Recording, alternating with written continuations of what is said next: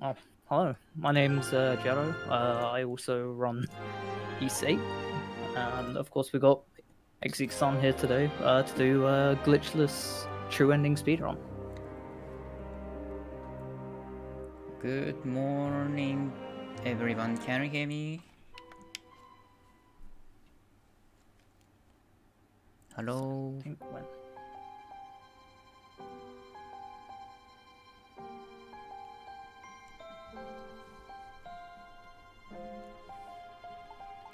Okay.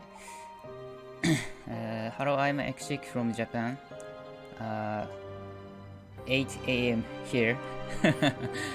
So good morning, everyone. So I'll play the glitchless true ending with no early human trick. So you may know the VIII has many glitches, and some glitch occurs unintentionally. So there is no glitchless category for VIII in speedrun.com. So, but some players maintain the glitchless category respectively. Today I will play my glitchless rule respecting jazz. So, and maybe I cannot any comment in English during my run. So, but I hope you to enjoy and remember your first play for VIII. Okay, so I will mute the mic and please count down the shorthand, please. はい、ありがとうございます、エクシークさん。I'll have the countdown ready in just a moment here. 10 seconds now. 5, 4, 3, 2, 1, and Exceik is off.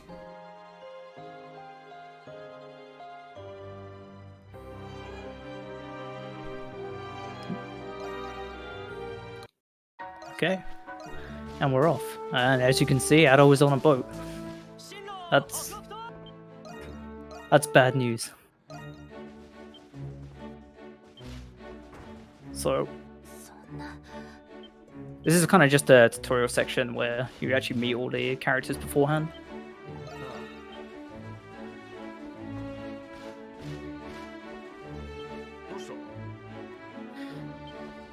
So the main goal of a true ending speedrun is to get the true ending of the game requires us to get a certain amount of reputation, and like our ways to get reputation is by like completing quests and various different other activities.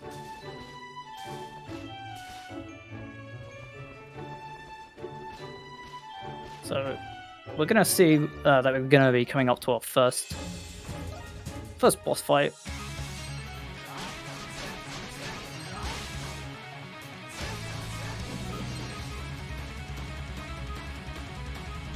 So this is our general sort of combat. You saw there that there was a flash guard and flash move. So if you press guard as you get hit, you'll get a flash guard, which will also give you a buff where you will not take damage and you have 100% crit rate for the duration. And if you flash move, which is dodge before you get hit, you'll get like a bullet time effect, which also increases your animation speed.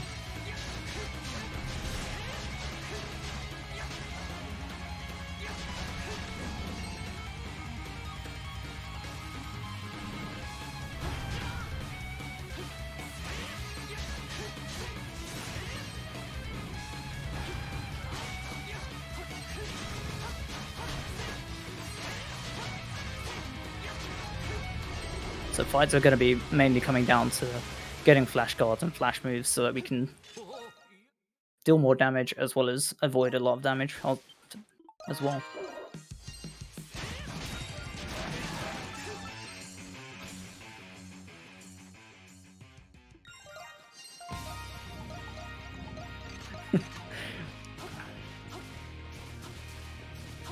So we managed to wash up on an island, which is known as the Isle of Siren.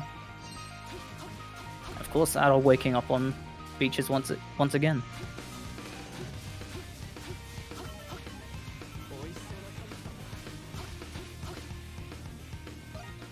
So we meet our first character here, Lexia.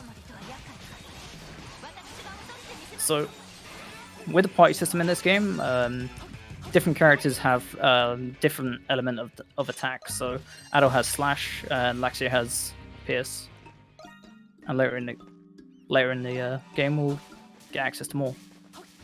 Well, access to one more.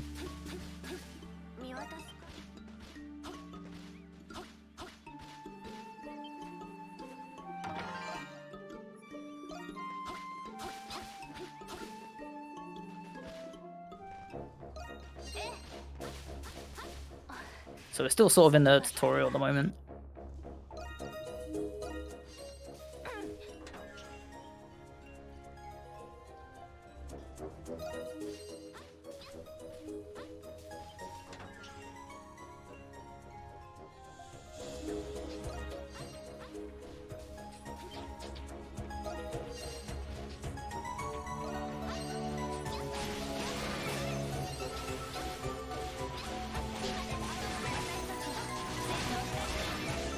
So with this glitchless true ending, we actually run on the old patch, which is before the Durante patch. So the Durante patch actually introduced made a glitch a lot easier, which is known as damage glitch, which can cause bosses to die insanely fast. Running on the old patch just makes it way less consistent.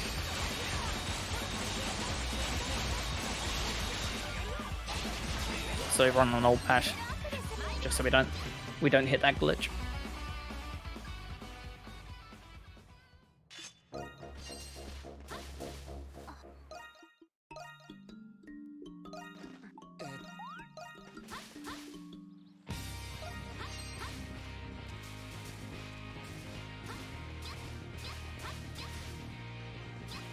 And something to note about the old patch, while at 144 FPS, the game runs a lot faster, and your characters move faster as well.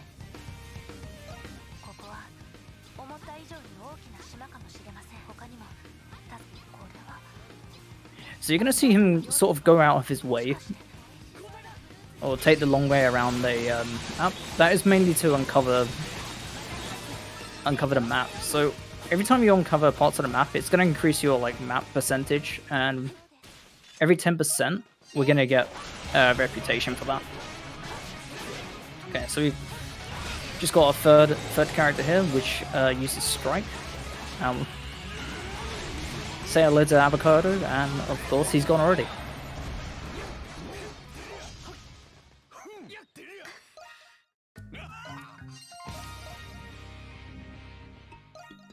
Indeed, Avocado.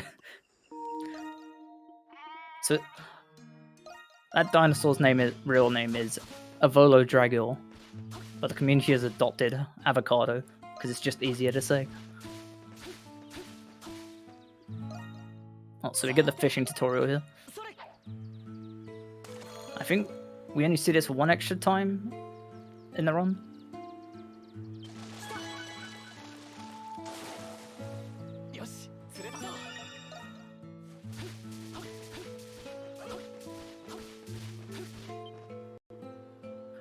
So going back to the rep, the exact number of rep that we need is 198, and upon hitting 198, it's basically go mode for the end of the game.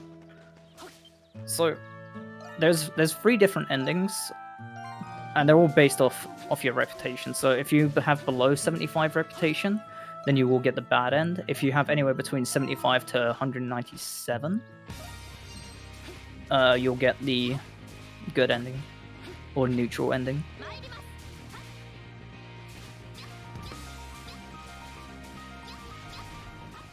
So if some of you have watched any percent, you know that after Avocado, the run just completely breaks. But now we actually have to go the intended way.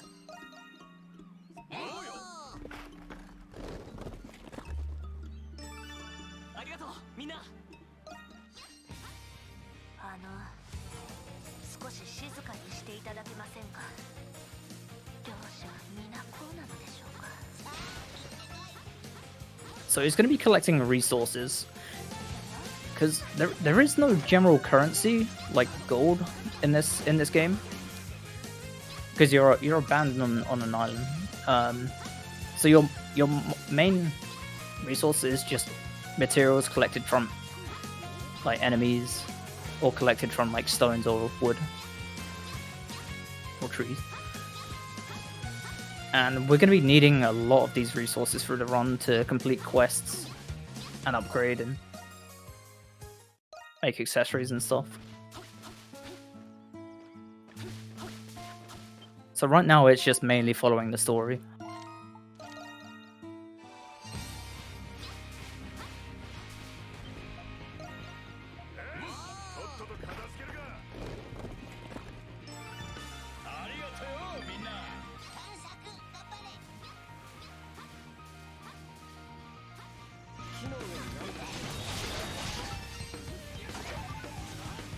Oh, the reputation for the true ending is 100, exactly 198. You can go higher than that number. That's more for like 100% completion. So who's going to be killing some of these like starfish enemies because they drop, I believe it's heart of fiber, which is needed for a couple quests.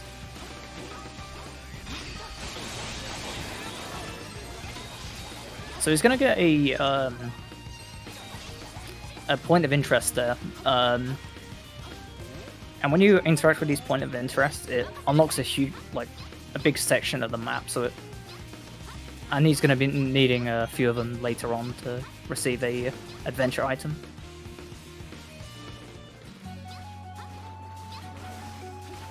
So the map completion that we are aiming for by the end of the run is around 90%, and that's going to give us a lot of reputation.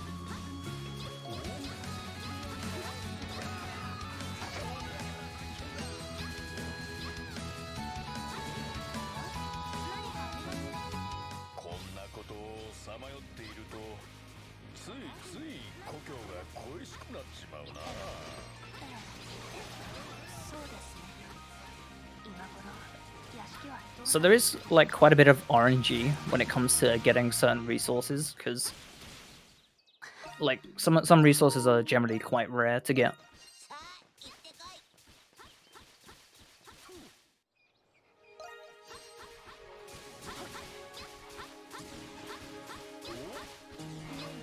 So this run we won't really need to worry about getting levels.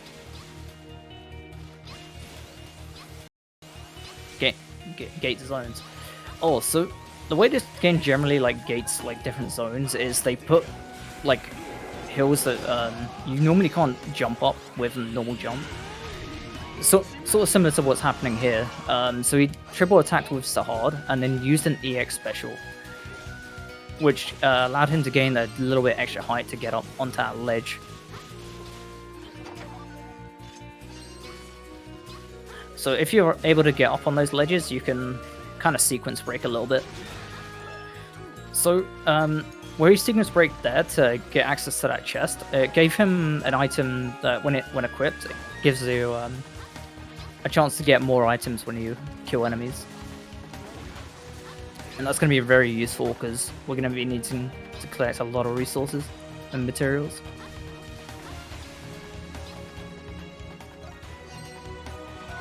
So other ways to get reputation is whenever we meet a castaway, a new one, it will give us 2 reputation. And you also get 2 rep for maxing out the approval of those castaways, but we won't be maxing the approval until way later in the game.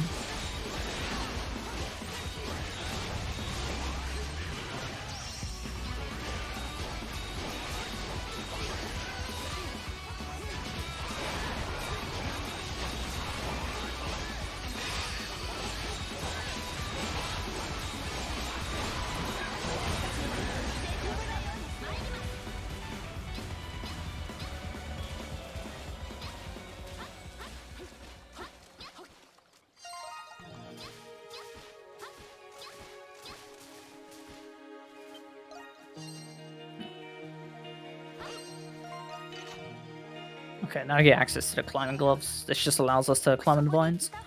アドルプリスティン先ほど So there is a skill here that we can get, which is the Tornado Blade. But in the glitches run, we've kind of just opted to ban the use of the skill, because when you use it, there is a very high chance that you're going to get damage glitch. So we just don't use it.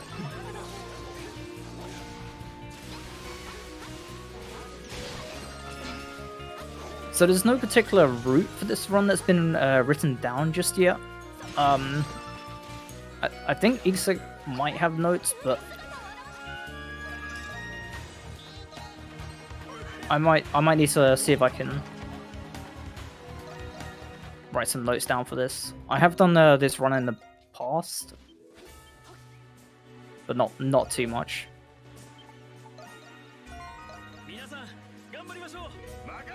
But you can also join the eSpeedrun Discord and ask questions if needed.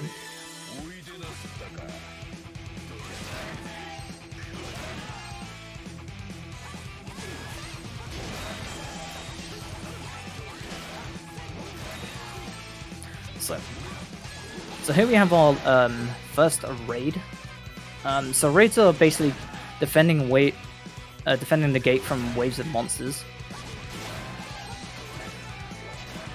And depending on how well, or like depending on the score, we will be getting a rank after completing the raid. And if you get an S rank, that's going to be 4 reputation. And if you get an A or lower, then you're going to get 3 or less reputation points.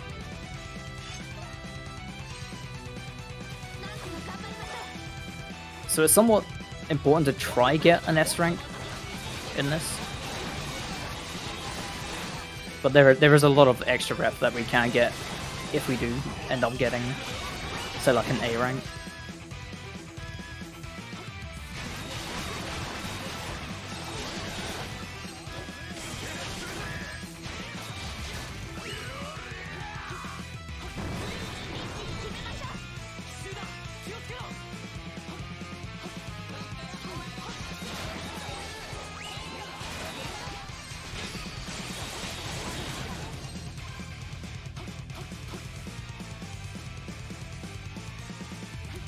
So there are some ways to get some like extra points in this, either by getting kills with, or finishing off an enemy with skills, flash guarding and flash moving once per wave, or using it EX special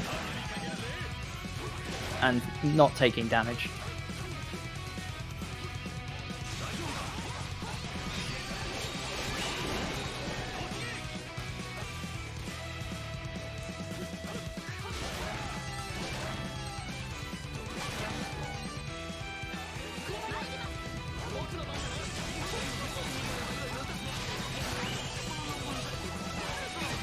Yeah, so hard has a lot of AoE abilities to deal with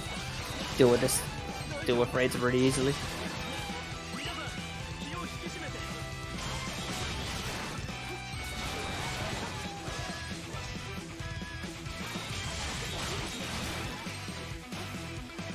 So I haven't touched on the attack types. So with slash, pierce, and strike, enemies are usually weak to one of those, and you'll deal more damage to them if you use that weakness. So usually, like, flying enemies are weak to pierce.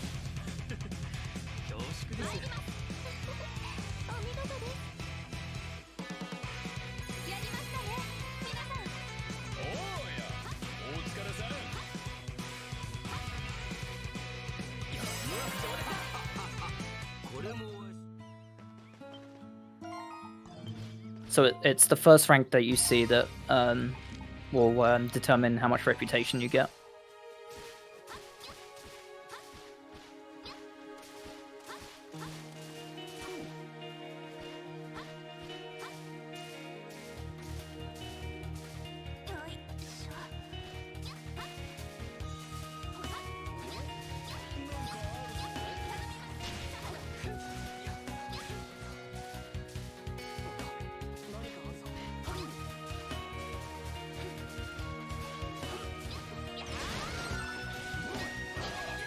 So I believe he's trying to get Latica resin here. We need 3 of those for building a boat. Oh, he got 2 of them there.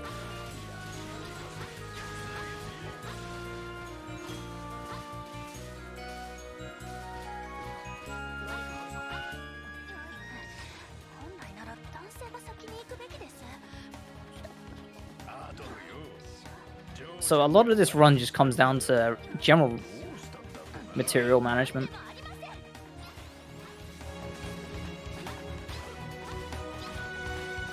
It can be quite daunting, like knowing what material you need.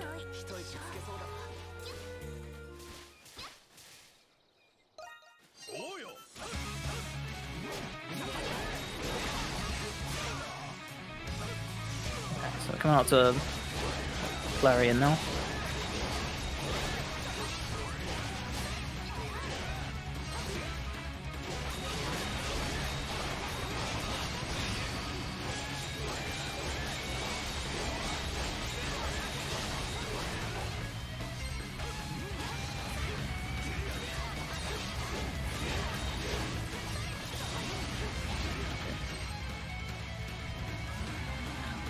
So when you're using skills, you actually gain, well, during the animation of a skill, you gain a damage reduction proportionate to how much SP is used in the skill. So say you use the 40 SP skill, you would gain like quite a huge chunk of damage reduction, which is generally known as skill tanking.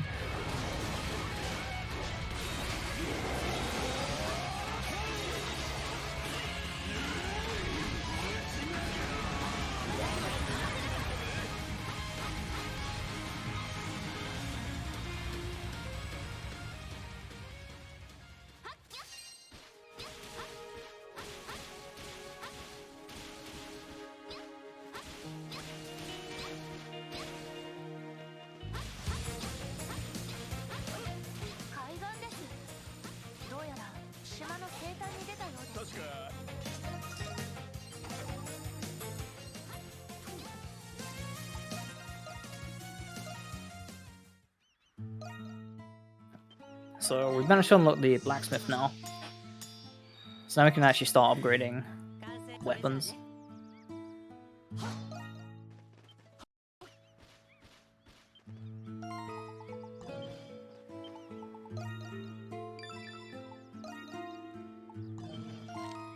So it's actually important that you pick up the Watchtower construction, the quest here. Otherwise you're unable to interact with the things that you need to collect a bit later on.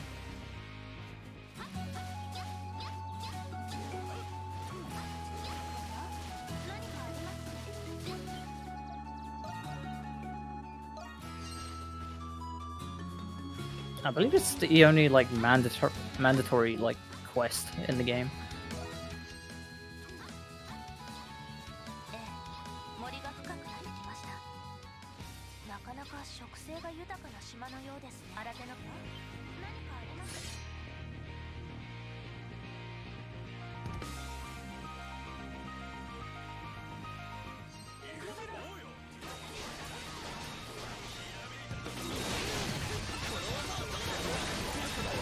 So Sahad is going to mainly be the main damage dealer.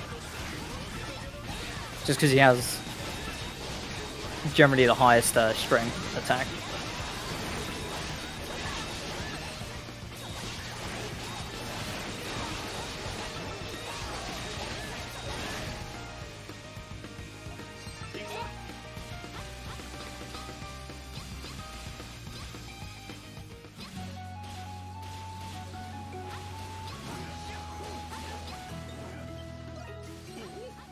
Yeah, the Watchtower quest unlocks the ability to upgrade your defenses for raids, and without that, I wouldn't say it's like impossible to do the raids without upgrading, but it makes it way harder.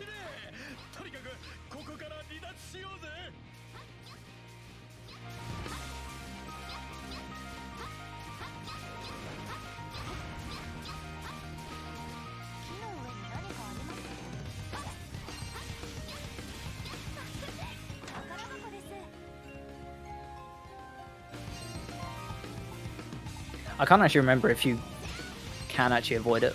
I think you're forced to turn it in eventually.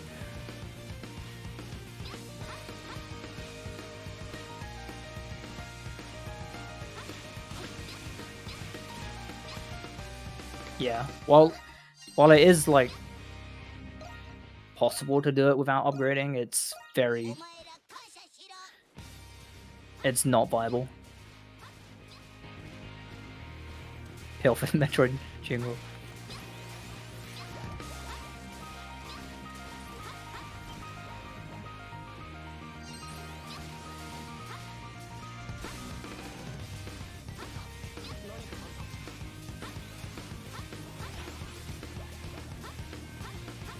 So he collected a few of the things for the Watchtower construction there, and now he's gonna go to pick up another castaway.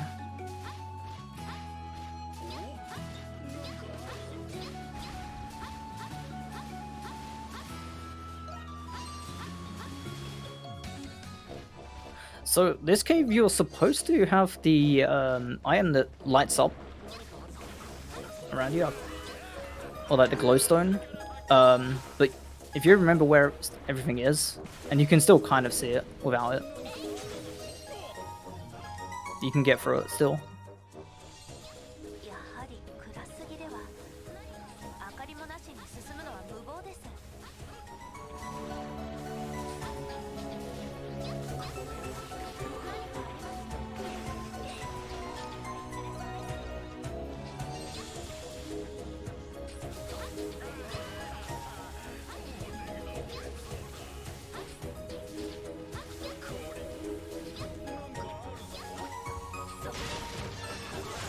Oh, he was lucky with some Lascaras in there.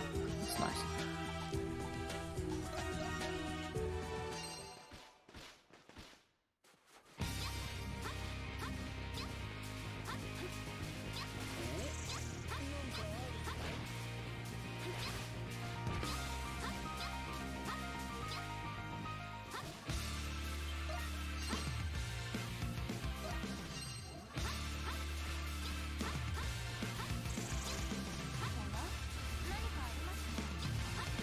Yeah, he's just going out of his way to get map completion here.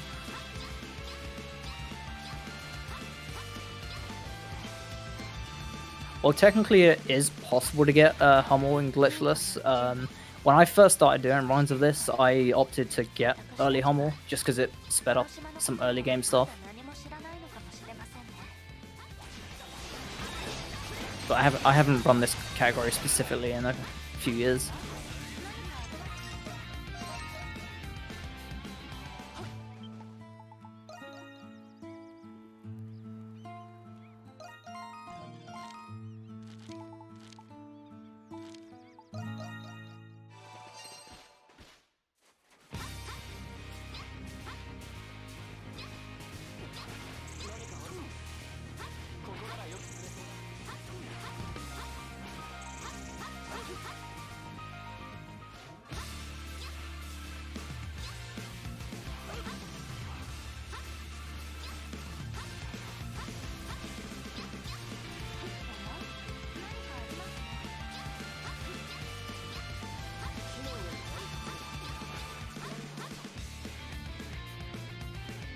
So yeah, when I was I started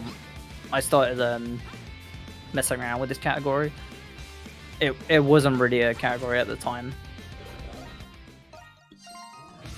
I was kind of just making up the route as I was going along.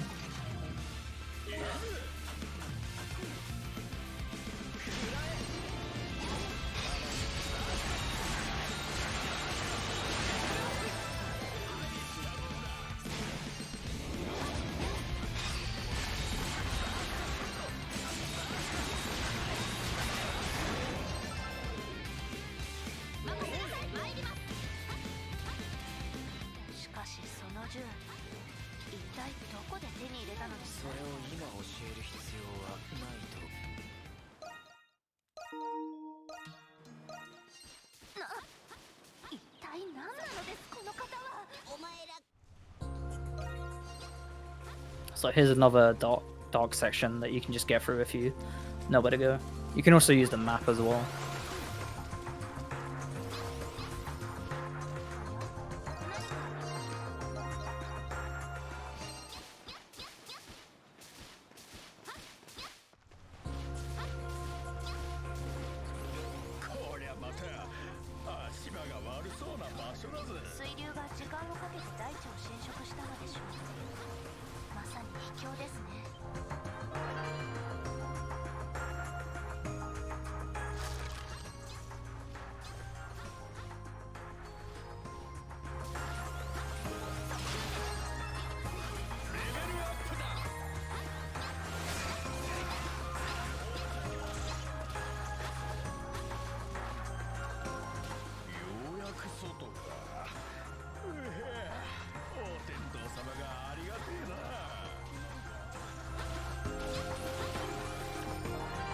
So he's picking up these notes. I believe they're called tease notes. When you collect all of them, you'll get a small bonus reputation.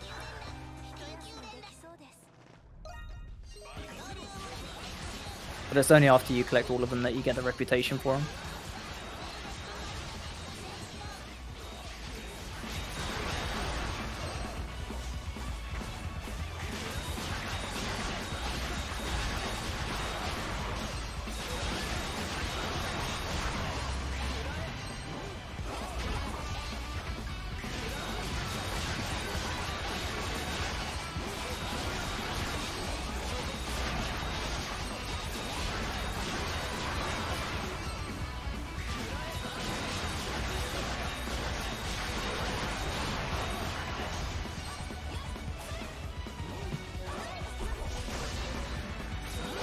I didn't even comment on it.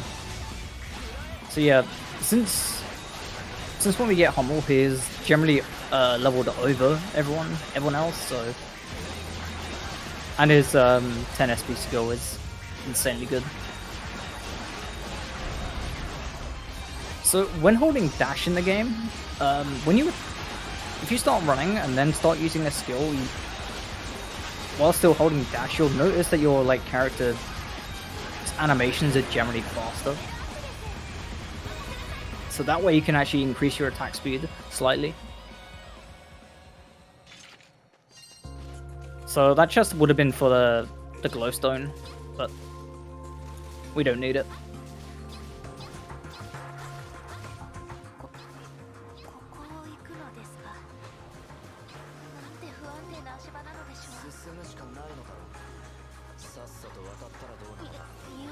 I believe this is on easy, yes.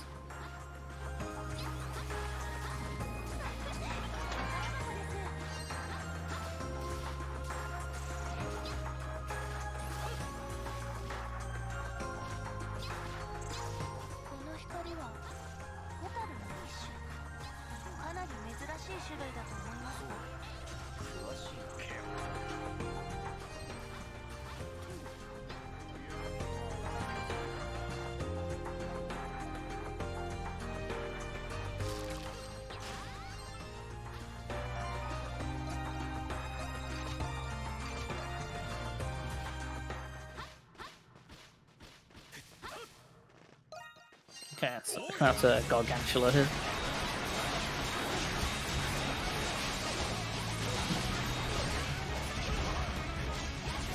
So you'll notice there is a icon in the top right. That is for an optional raid.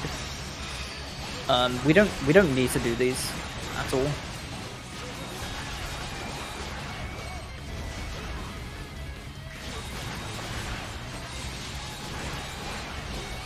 Raids are generally quite slow, so the less we have to do, the better.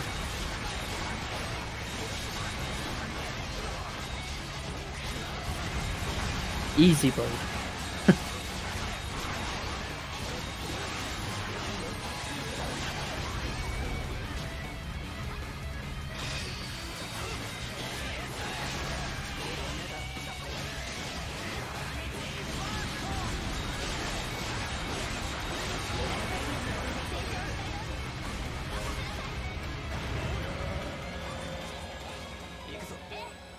So, after certain bosses, you'll get a Flamestone, which allows you to upgrade the Forge, which in turn allows you to upgrade your weapons further.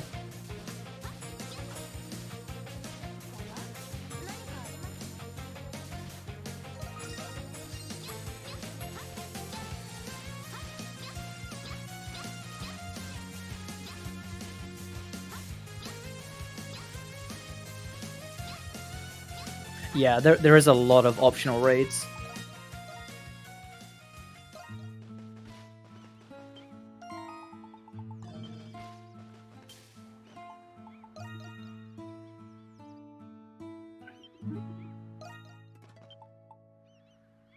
So he's gonna get an extra bug repellent here. I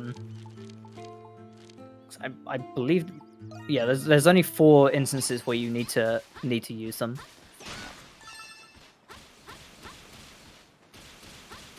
I think he might be getting an extra. Actually, no.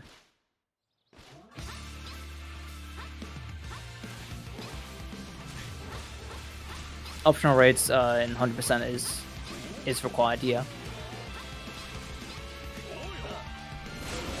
So the 100% for this game is mainly 100% journal.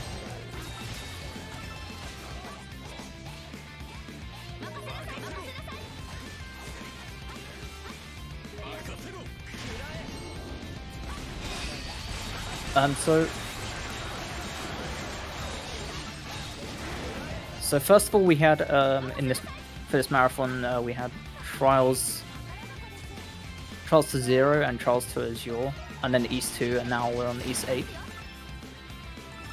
So yeah, those bug repellents are required to destroy the beehives, and they're generally quite well, they take a lot of materials to make.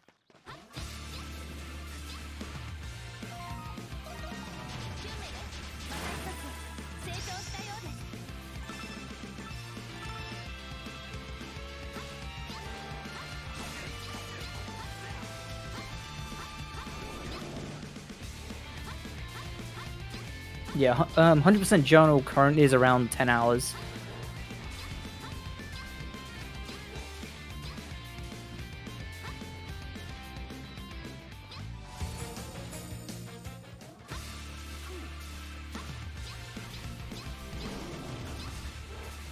So doing quite a bit of map exploration here.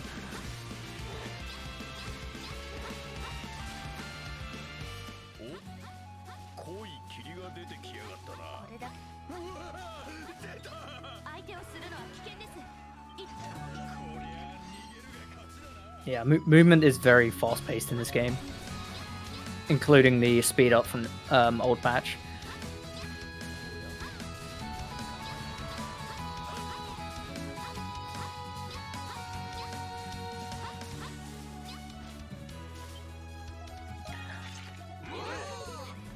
So there's certain like barricades located around, or like blockages, which require you to have a certain amount of castaways to clear them, and that's another way that the game kind of gates you from accessing certain places.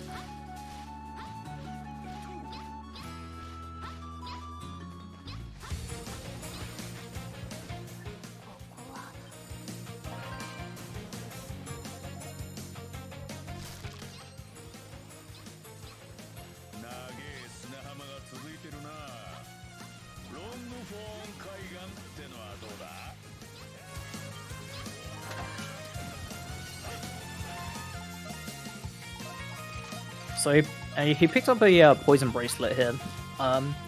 This is kind of the first status element we get access to now, and later in the run you'll see that status elements are really good in this game.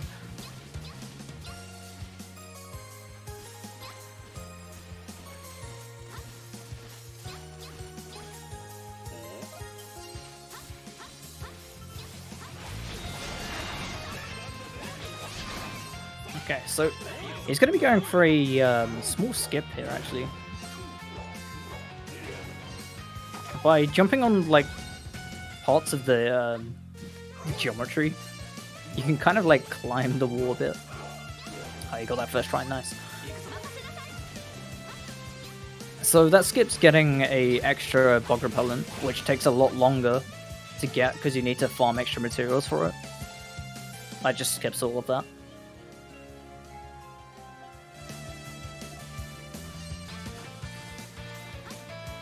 I think that's one of a few like small skips in this run.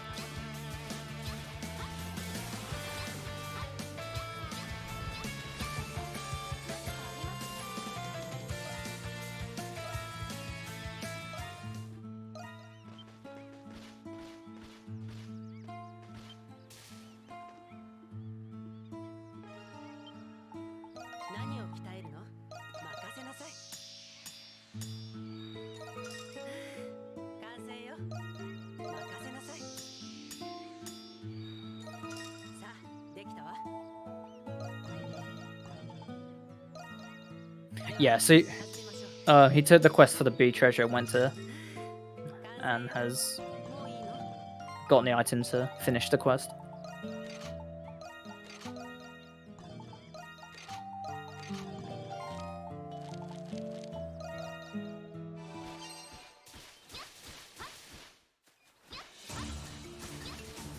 So a lot of the time we're gonna leave quests like as late as possible, and then just hand them all in at once.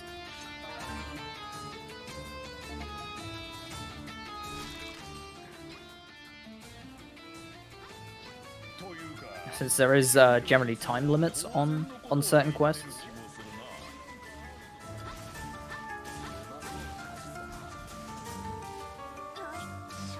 Oh, so yeah, this is another technically optional location, or chest. That's gonna unlock. I'm trying to think of the name of the food. Well, it's a recipe to unlock a food that we need for a quest.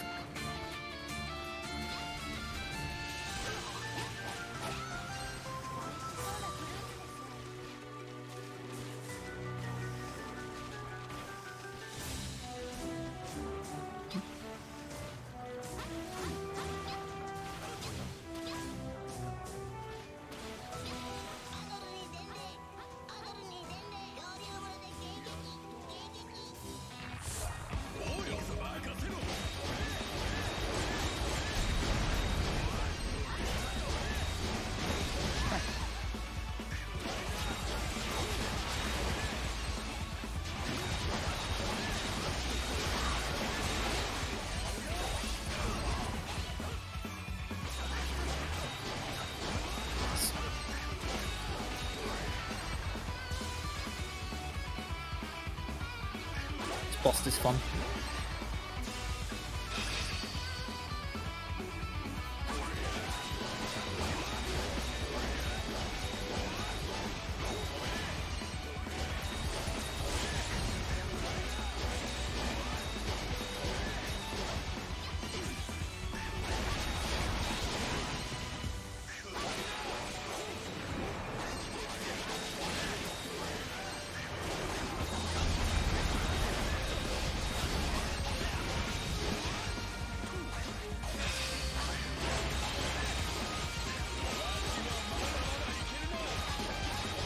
Since Flash Guard directly increases our like damage output, it's very good to do.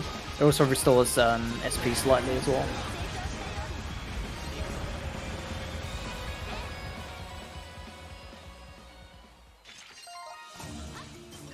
Oh, so now we get access to the Swamp Shoes that just allows us to run on Swamp.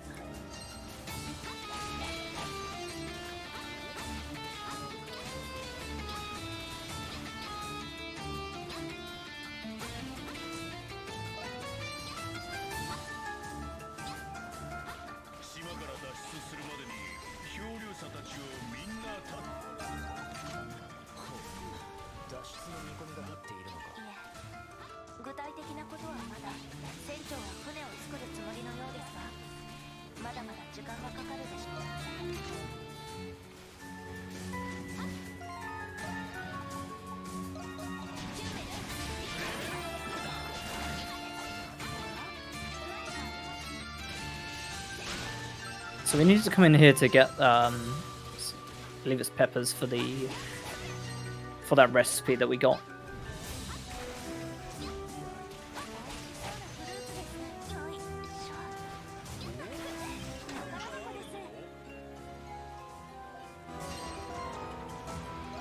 Okay.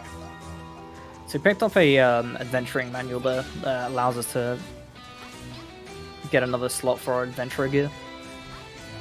Just saves having to keep swapping back and forth between.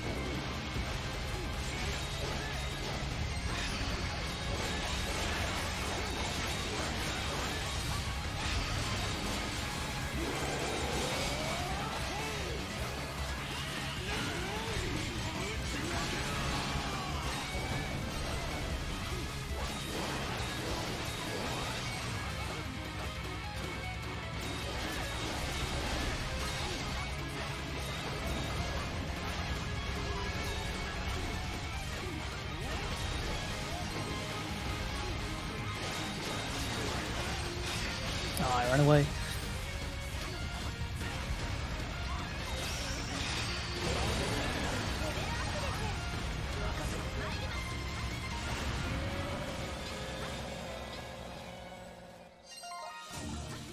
Okay, so it's important that he actually teleports back now, because this is a point where a lot of quests,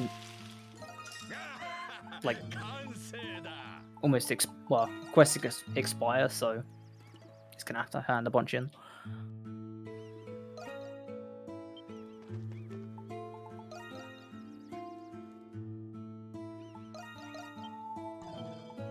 And indeed was a giant hippo that runs very fast.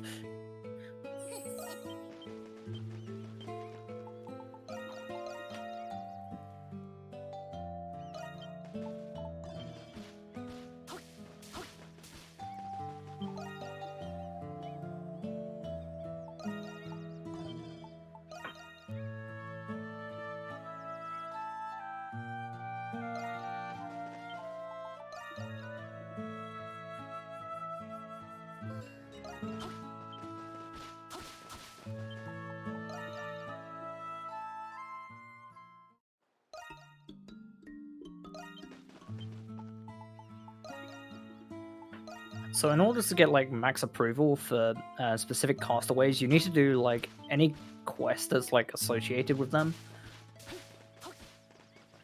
and then so that you can get max approval rating. And when you hit max approval rating, you'll get like a special cutscene with them, and that's what gives you the extra reputation.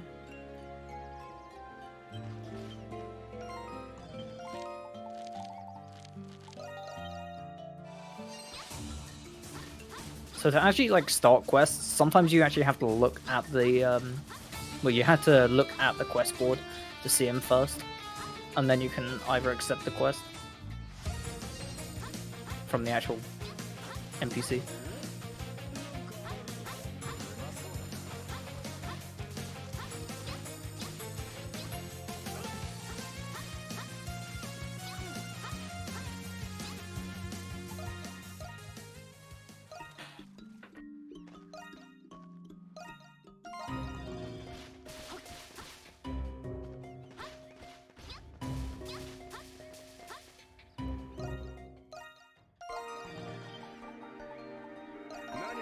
So yeah, this is where we actually need to start upgrading our defenses, otherwise they can very easily get destroyed very quickly.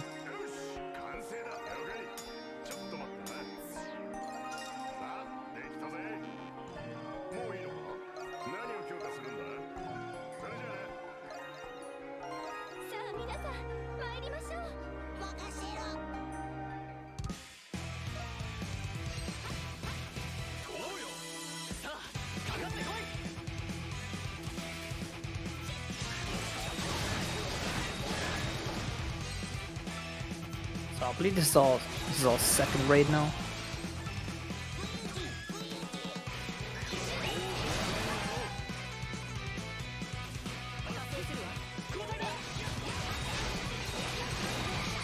Yeah, the first avocado raid.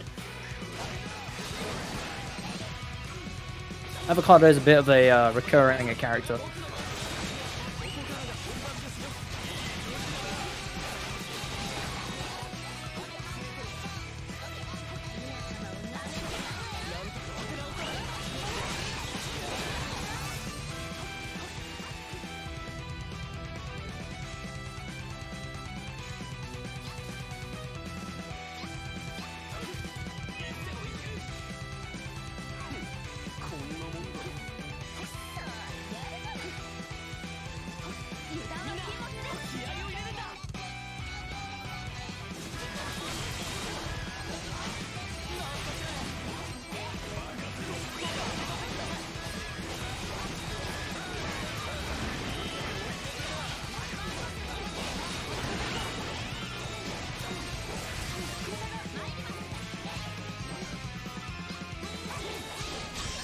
So poison isn't like too great this early on because a lot of the stuff dies very quickly, but when it gets later into the game, it does help.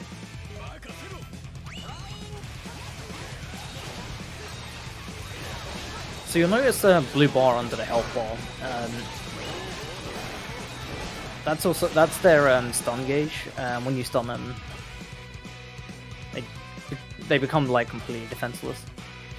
As well as if you do enough damage to them with their weakness, you'll cause a break on them, and then they can be damaged by any type for increased damage.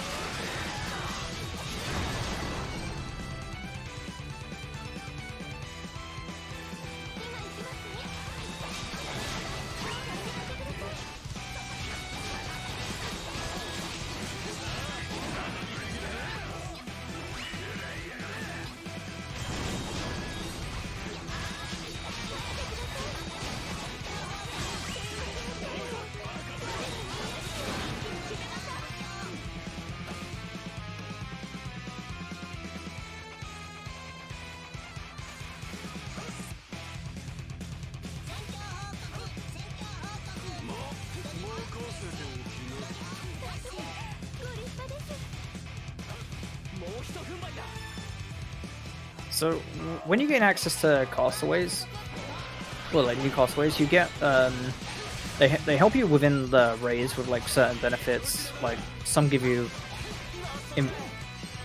like SP regen, so you can basically just spam skills.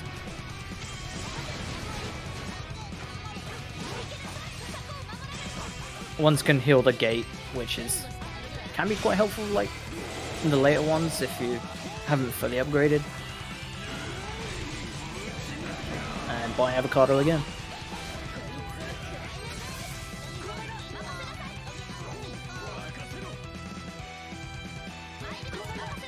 So we haven't actually defeated avocado here.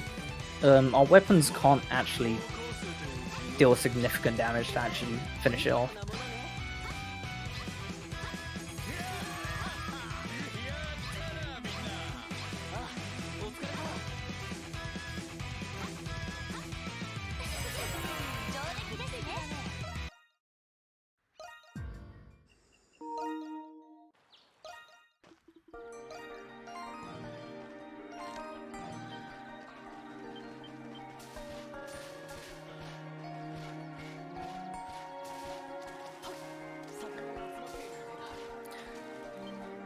Yeah, it's one of these later games. Adult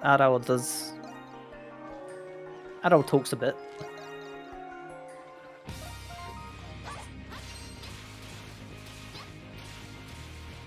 Well, quite a lot, actually.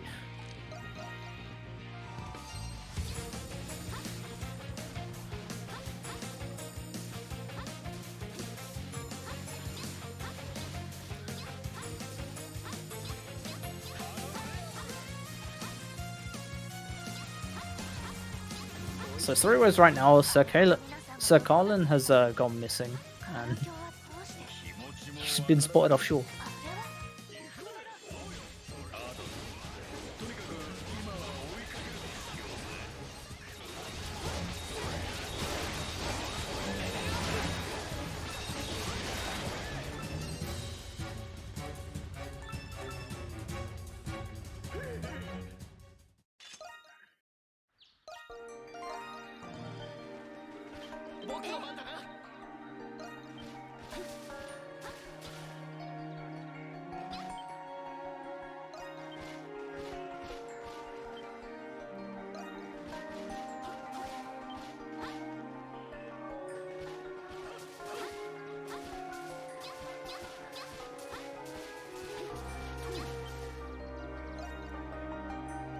So right now they're investigating the camp as there is a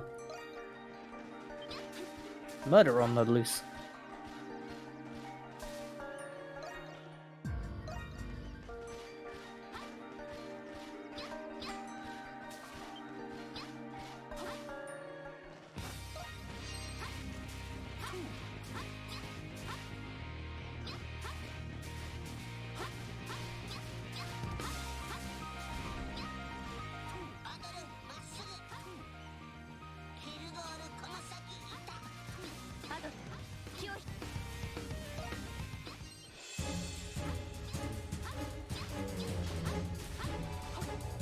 So now we have to fight Kierkegaard.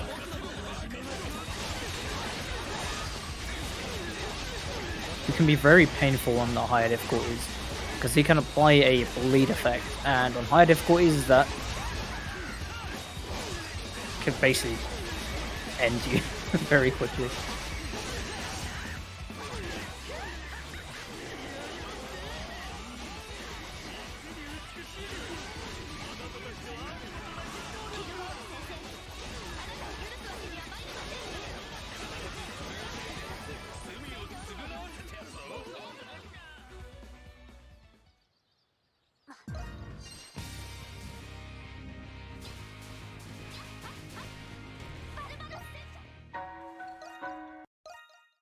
So now we have our first instance of seeing Donna.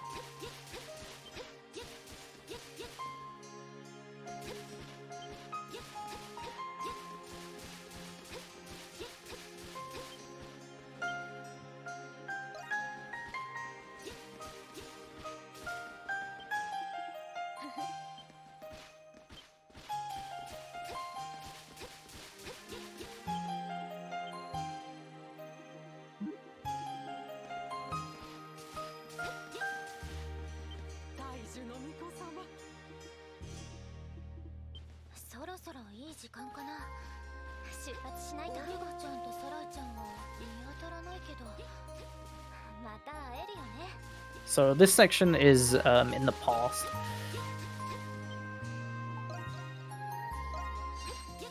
And Donna plays a lot differently from the main party.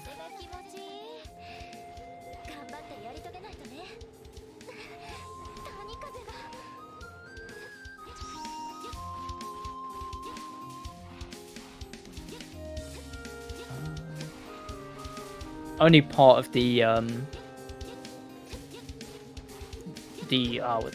sanctuary dungeon is required. Only the part that forces you to do it in the story.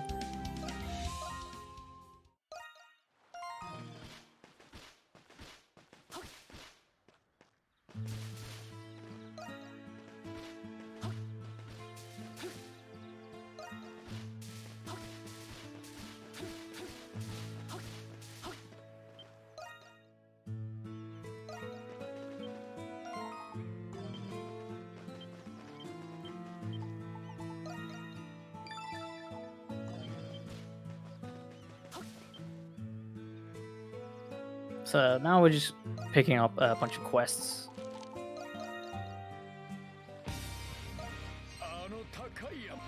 So some of these like quests require you to defeat sort of like mini bosses.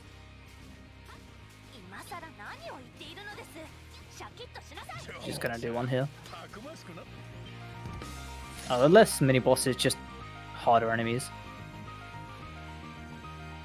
I believe there is one instance of fishing required for a quest. As you can see here, he broke the weakness and then swapped to a different character, so he can deal decent damage as Sahad.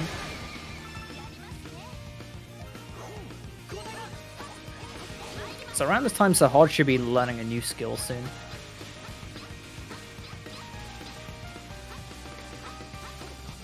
Which is gonna increase Sahad's damage by a lot.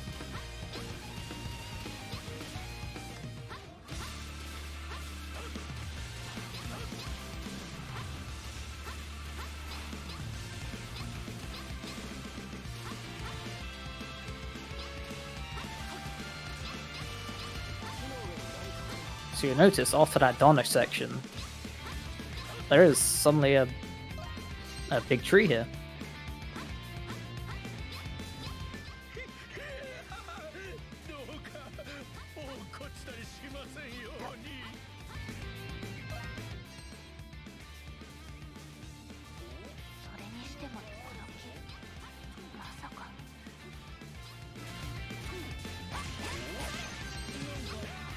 So he picked up a gift item there.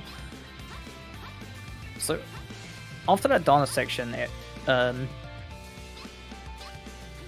you one of the castaways talks to you, saying about gift items that you can trade in for, and you need specific materials to trade in for them, and you can give those gift items to the castaways to increase their approval rating.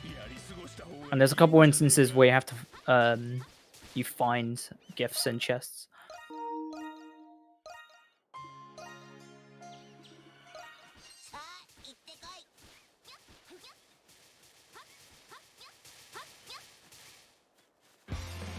And a lot of those gift items later on require somewhat rare items.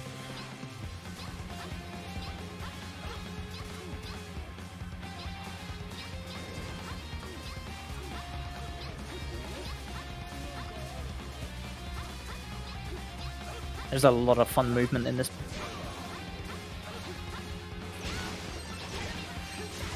So he's going to be collecting lumber, specifically for upgrading defenses.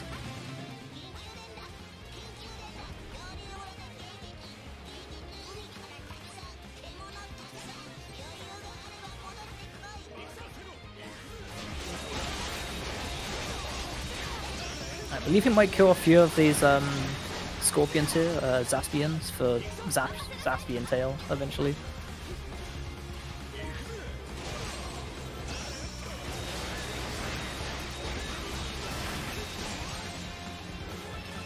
Okay, now is it?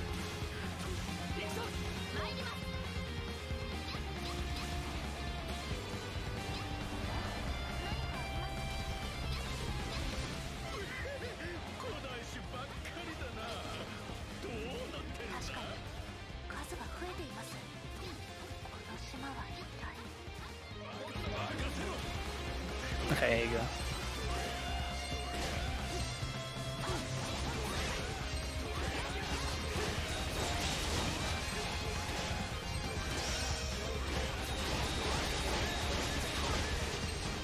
So these can drop Zaspian Tail, which is quite a rare resource.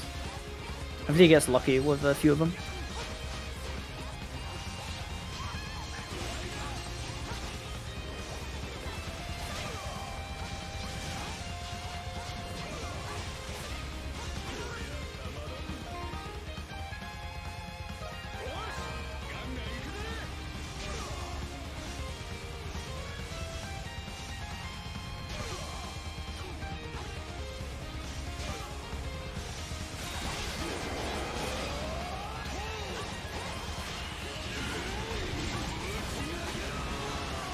Oh, so he got one there.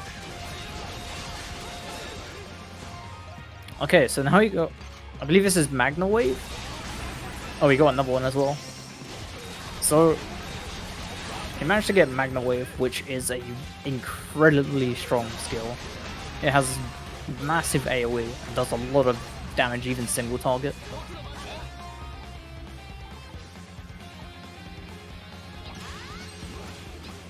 I think he got the exact amount you need as well, so that's pretty good.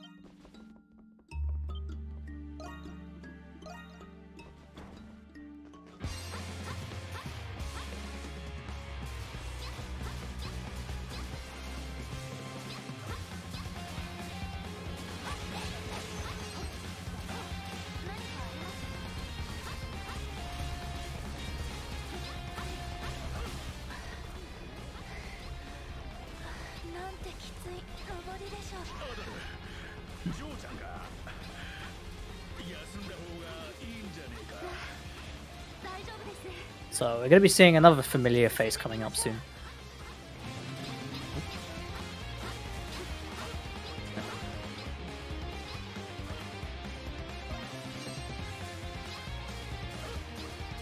So you picked that tree for a quest.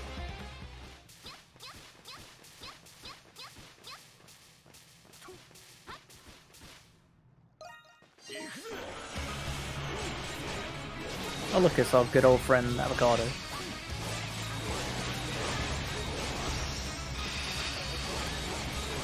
So I haven't touched on like how enemy like body parts work. So if you haven't already noticed, certain enemies can only be like damaged effectively on certain parts. Of course, Avocado is his head. And usually the first thing a skill will hit will deactivate the hitbox. So if you did a skill from low, it would hit the bottom half of the enemy and wouldn't hit the head. So that's why he's jumping to make sure it hits the head.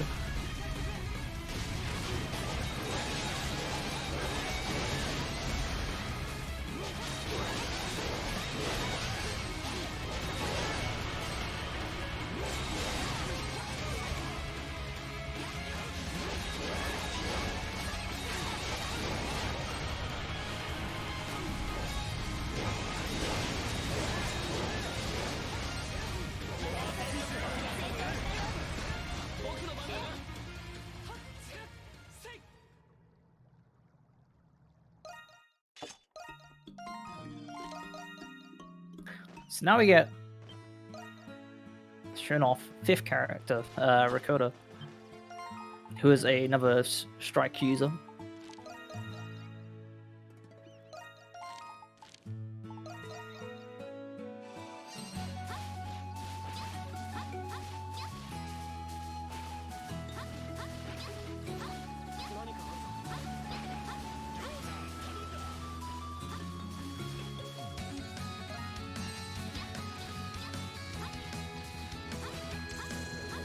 So Rakota isn't going to get much use just yet, but later on, Rakota becomes very, very strong.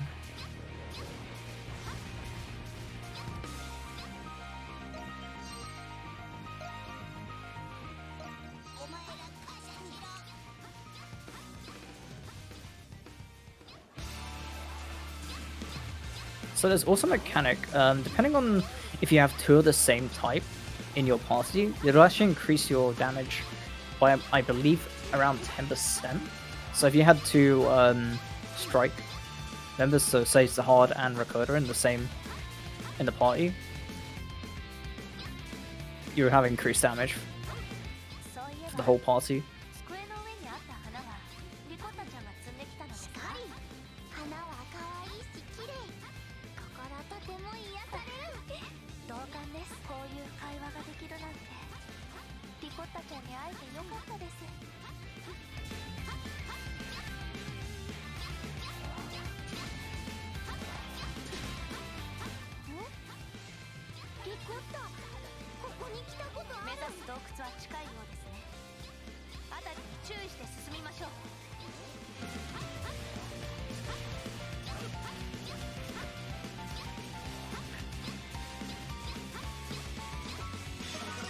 It's going to get another point of interest here. So I believe there's 24 points of interest. And upon getting all 24 and handing them in, you'll get 5 reputation. And he's kind of working towards getting 12 points of interest as soon as possible, because that unlocks an item that's going to become very useful.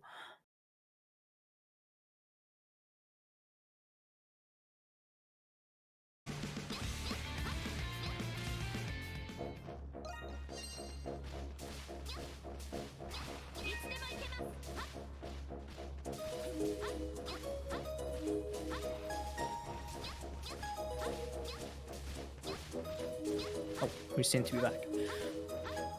Nice.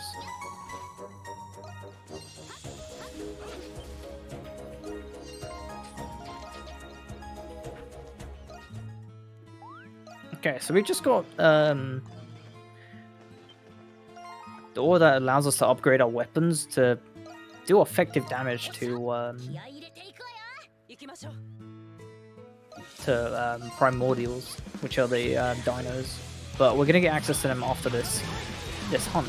So this is a different different different from raids.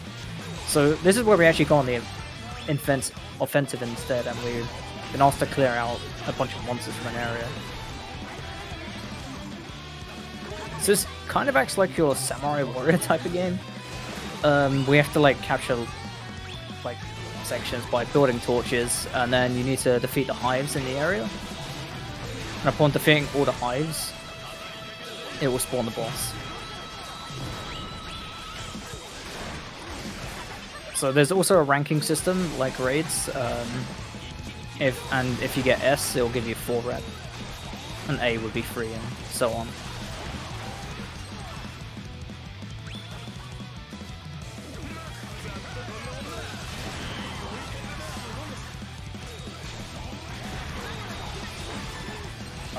And usually these are very, very fast.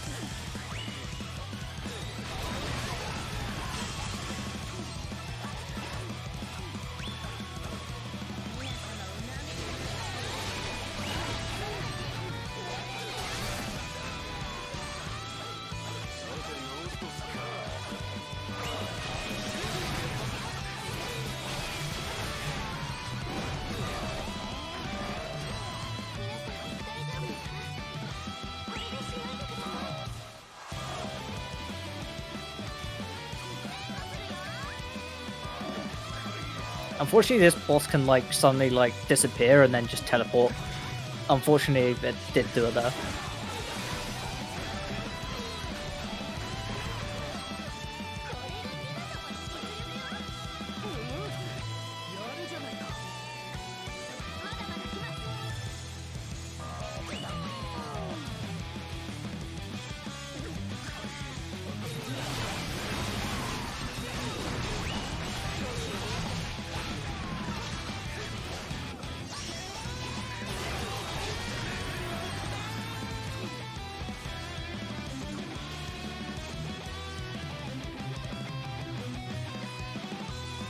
I believe this is S rank here. I think on this one, if you get over 595 or 595,000, you get S rank. Because you get like bonus score like on the end screen.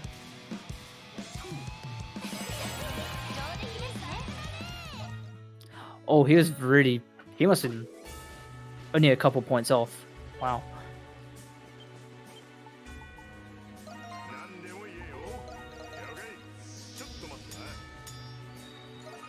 Okay, so he's unlocking the stun gong here. Eventually it will get an effect that will insta-break enemies.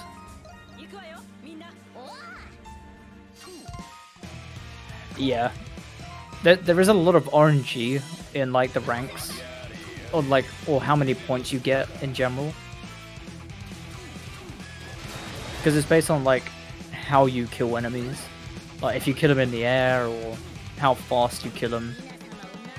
Or like how many you kill in one skill.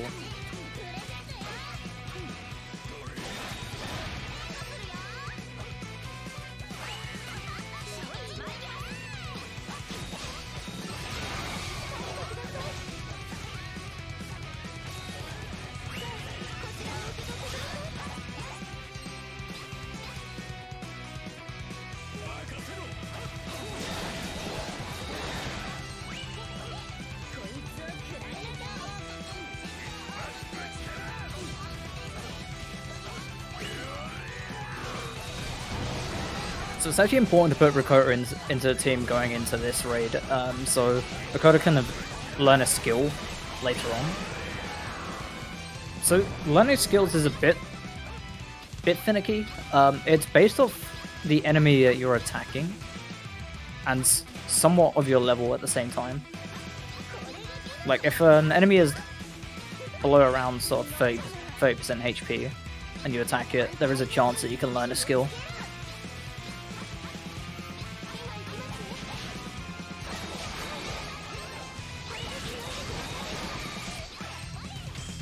But it's mostly based off the level of the enemy that you're attacking.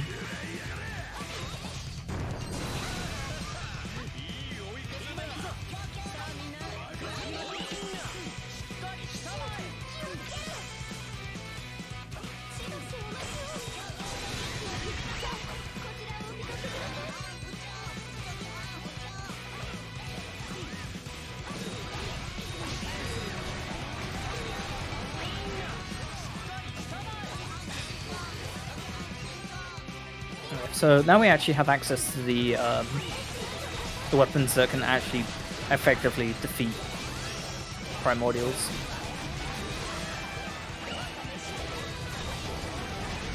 But fun fact, it's not actually the weapons themselves, it's actually just a flag that gets set after completing the hunt. Or watching the cutscene where you receive the new weapons.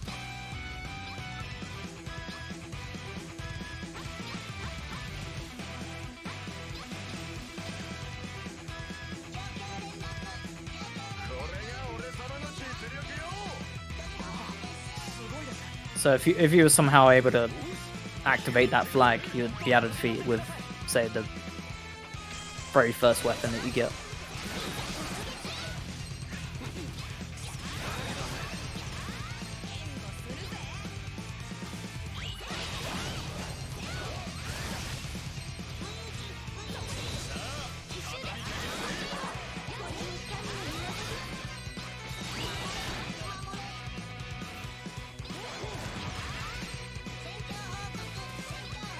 So there's extra things that you can build in the raids.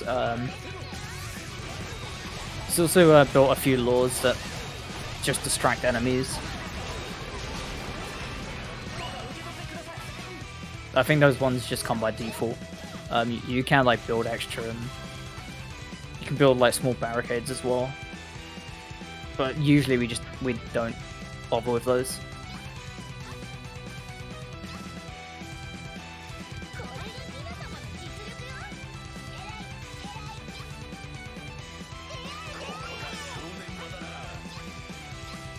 Yeah, as far as I'm aware, through testing, I'm pretty sure there is no way to specifically set that flag without doing that hunt.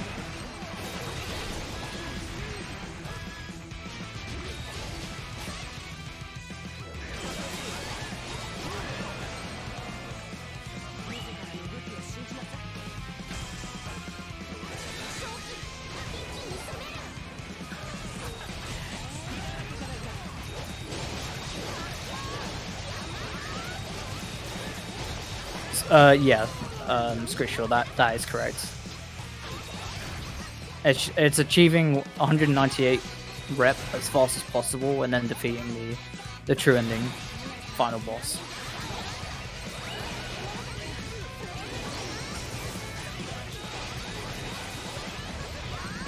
And of course without doing anything glitchy.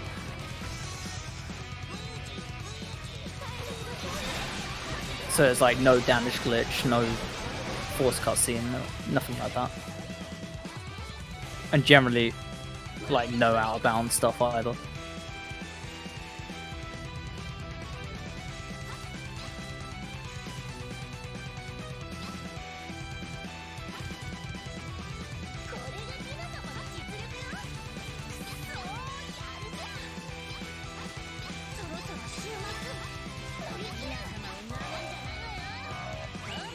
Donna to the Future is no longer used in any percent anymore.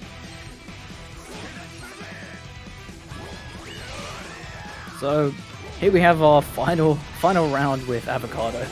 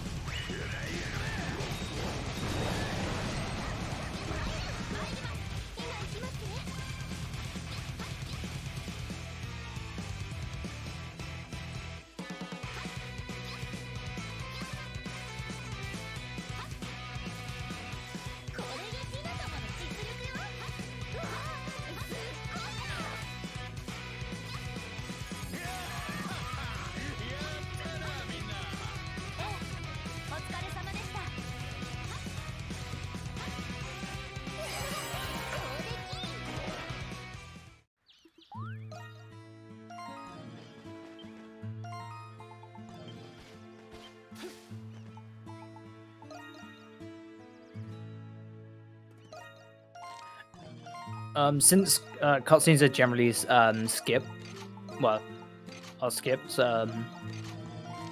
normally, Text is mainly down to preference. There's no, it's not particularly faster anyway, or other.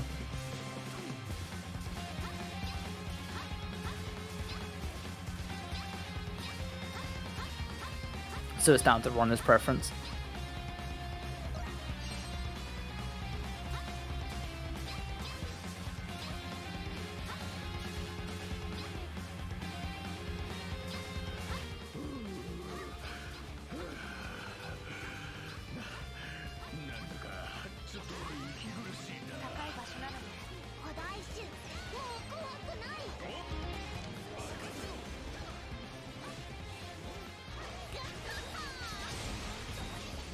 So he needs to kill a couple primordials with a specific item equipped for a quest. So he's just gonna do that.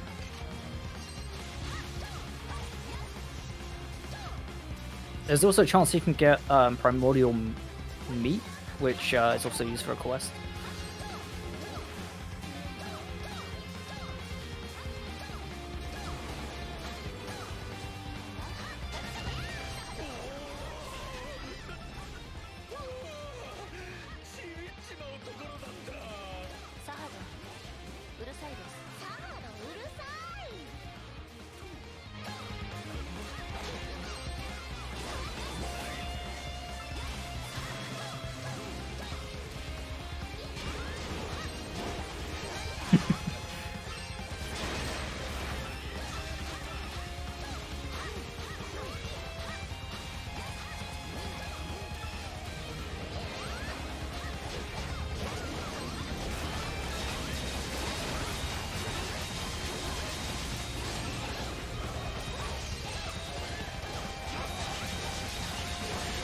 Oh yeah, Rikoya just spins.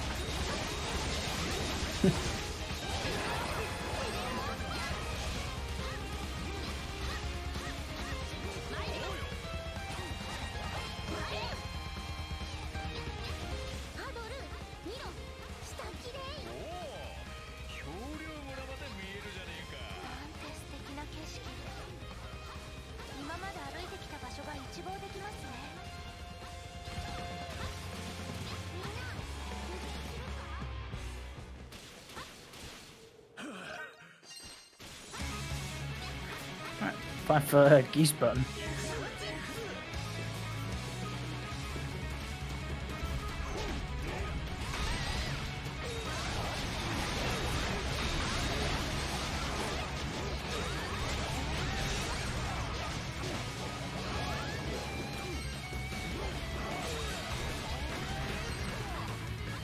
So there's a lot of downtime with this boss where it can basically just makes itself invulnerable.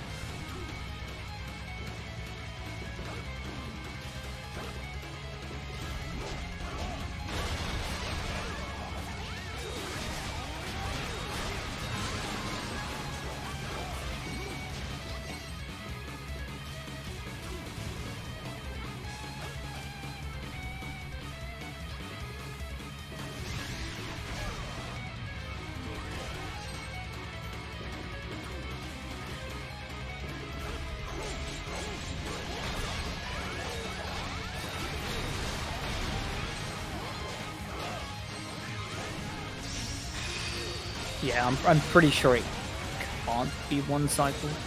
It might be able to.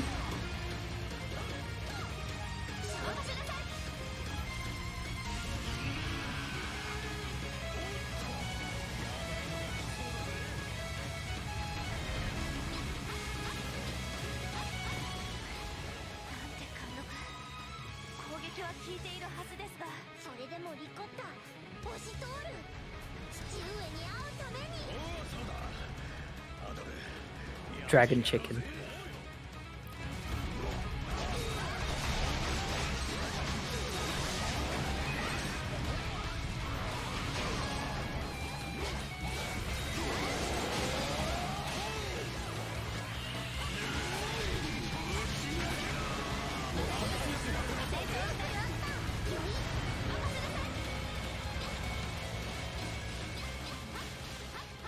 That's the first time I've actually heard it called dragon chicken.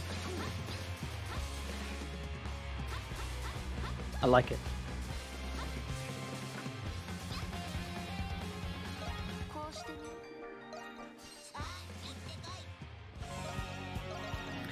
Yeah, burn is very, very strong in this game. On both sides that use it. これも古代種の一種です。といっても気が遠くなるほど古い種のはずですが。そうだな。やめておきなさい。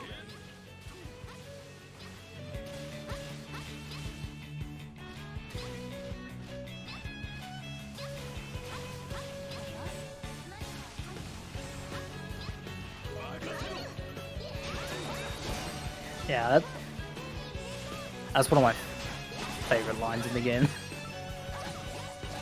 Just telling Ricotta not to eat the enemy.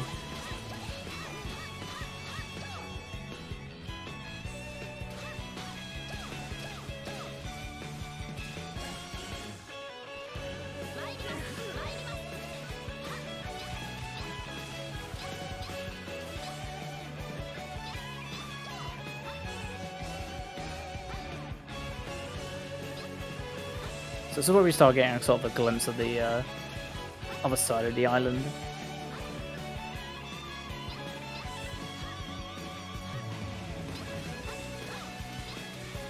And we're gonna take a slight detour to grab a chest.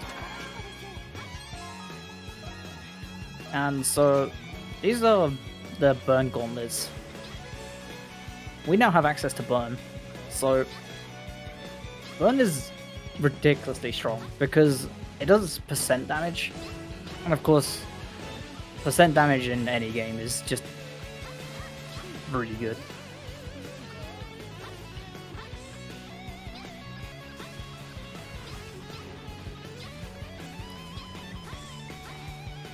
I believe this is generally the party that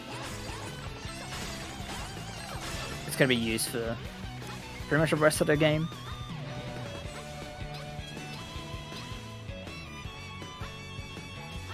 And I'm pretty sure Adol comes back in nearer to the end as well. 息するのが怖いくらいだな。水音の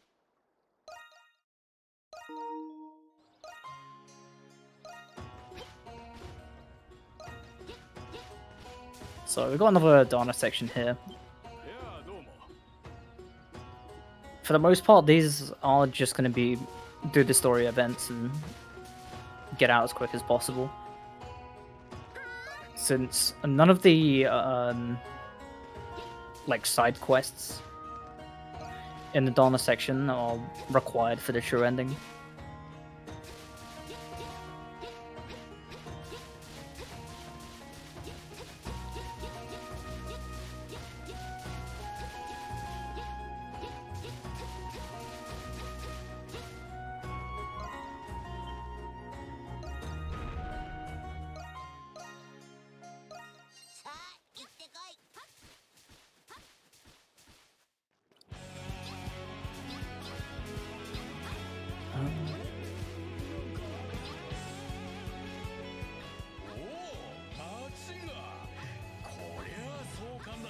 The puzzle.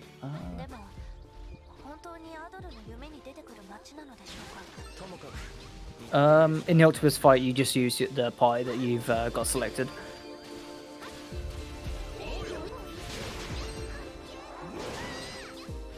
How long would that one be without? I think general like playtime is 40-50 hours. Like casually. It depends on like if you're running without skipping. I couldn't say an exact time.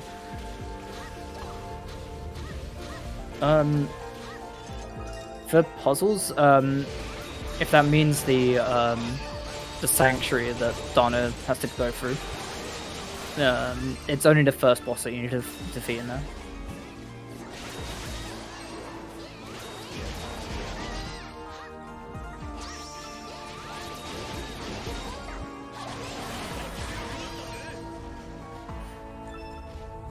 So he's actually farming some of the larger plant enemies here for, I believe the item is called VIII Bitters, which is another rare item that is easier to get from those enemies. So here, Dakota got kidnapped by dinosaurs, but ends up just being found again.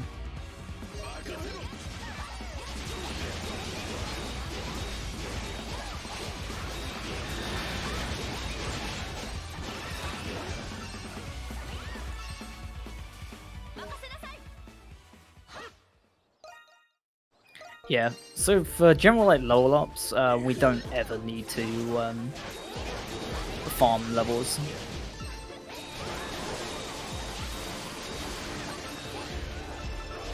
For the most part, on like higher difficulties, you might need to for glitchless, but you probably generally wouldn't, because you get access to like a lot of healing items.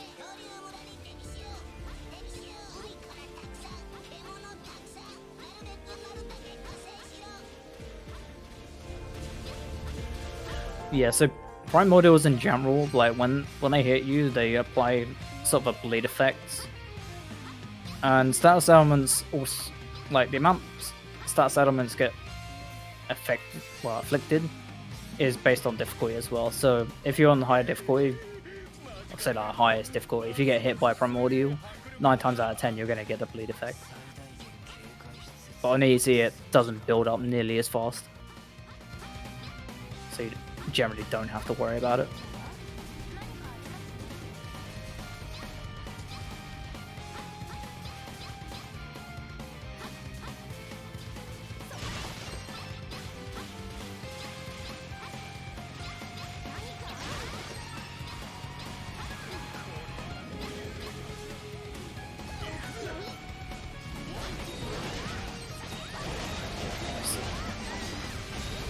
So Rakota got access to a skill called Flame Swing, and we also equipped her with the Flame Gauntlets. So that Flame Swing also applies burn. So we're effectively like double applying burn, so it applies quicker. And as you can see, it just melts them.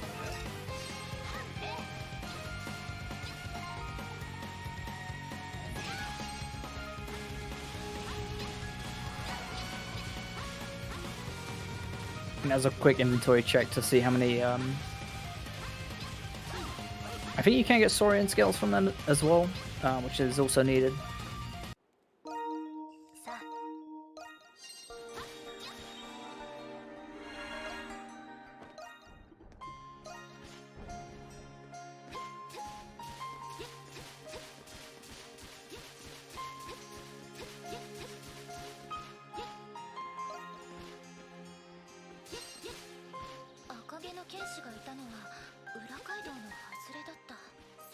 Flip. Yeah. The jump and rolling is the fastest form of movement. So here we actually get access to more combat with Dana, but we just don't bother with it.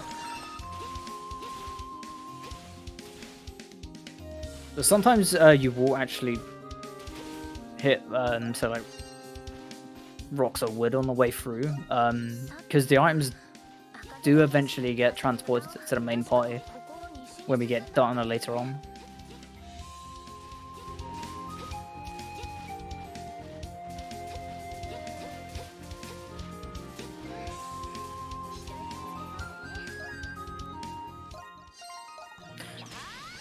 Oh yeah, that final fish that you have to get.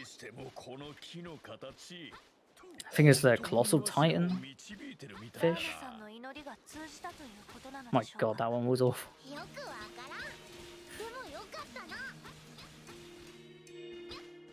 Yeah, fishing is generally quite fun in the game. It's basically just mashing with some buttons that you need to hold down for a bit.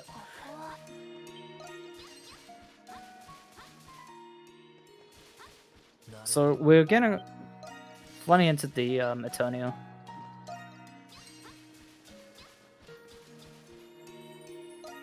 Which looks a lot different from the well, it's just run down.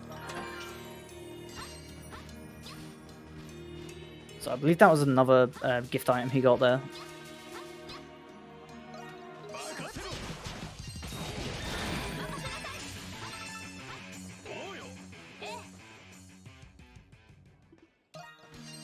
So yeah, our main damage dealer outside of bosses is going to be Ricotta. Because you can't apply most status effects to bosses.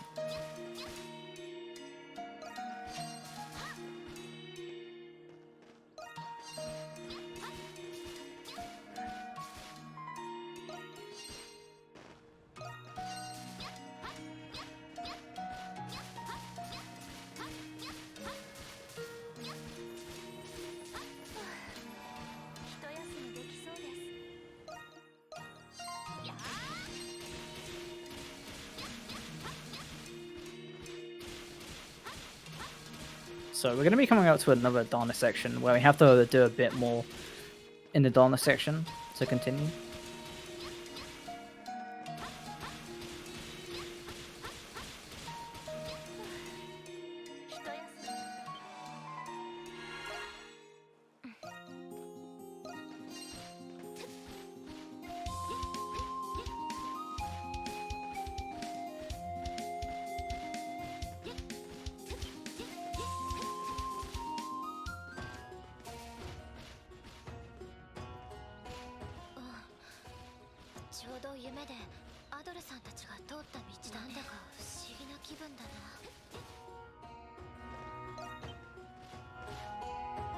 So Dana actually has a separate like reputation, which is known as I believe virtue,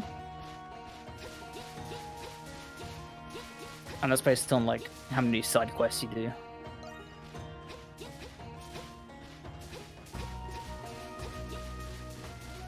And usually that determines how far you unlock in like in the Sanctuary dungeon.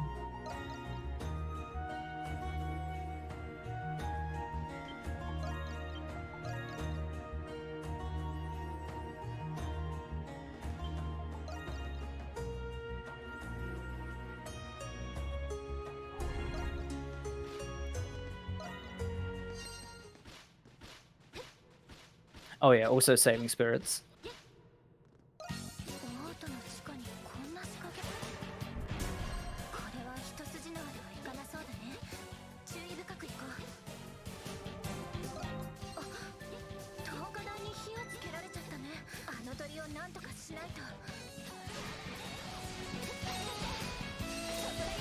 So usually you're supposed to go around here, so blow out that wind, but you can just get it from the other side.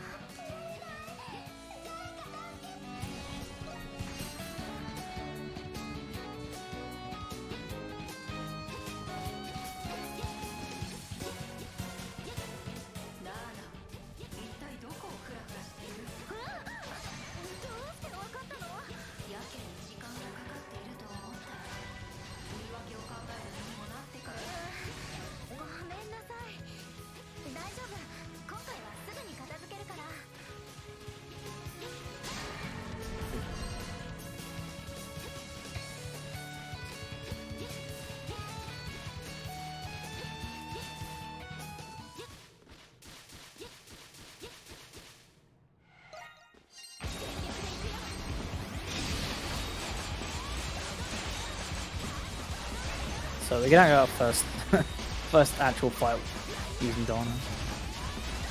So Dana gets access to a skill called Dragon Spirit. When used, it will slowly drain your SP in turn for like a buff in damage and stuff, and slightly powers up your skills as well.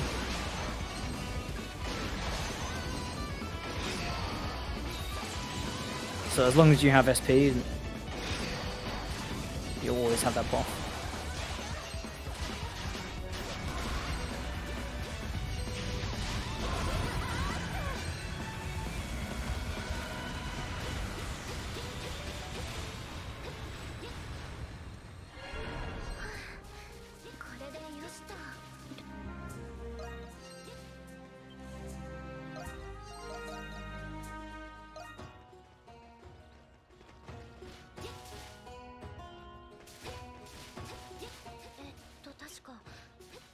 で橋が落ちているんだったね。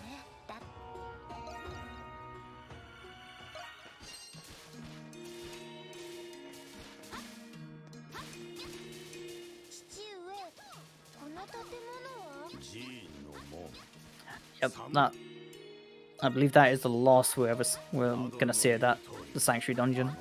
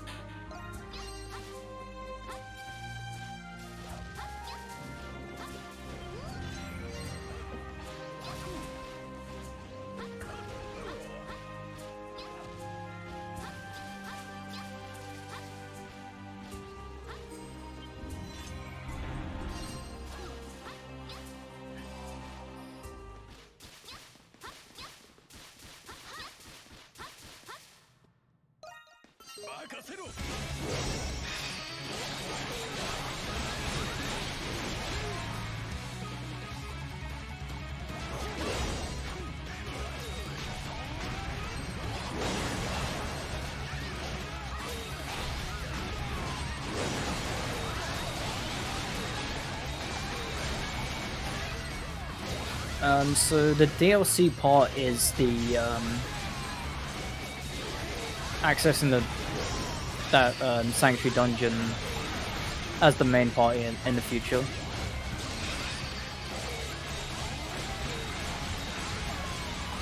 Though I've not played the OG version.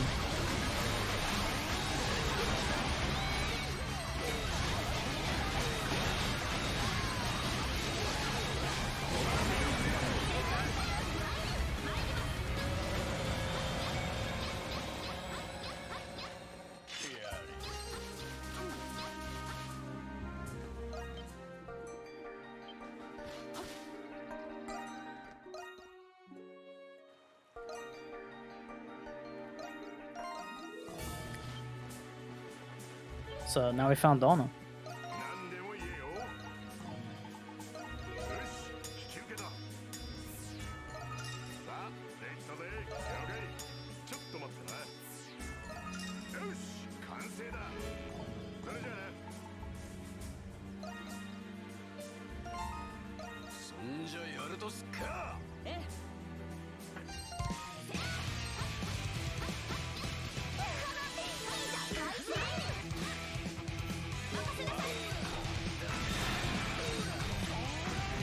So here we're gonna see just how good a burn is. Oh, we got an extra piece of primordial meat there. That's really lucky to get off the small enemies.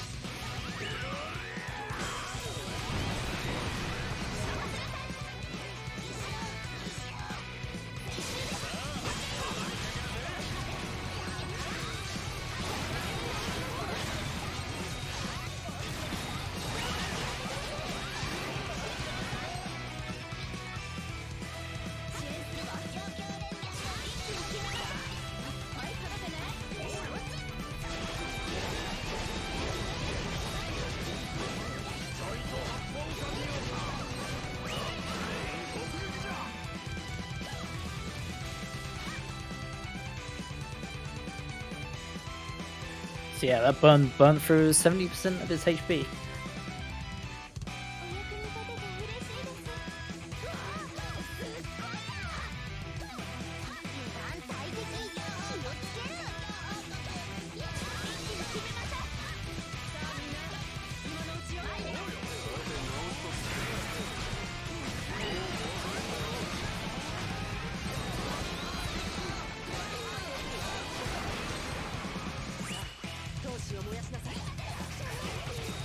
I believe the first fight of Master Kong is in this.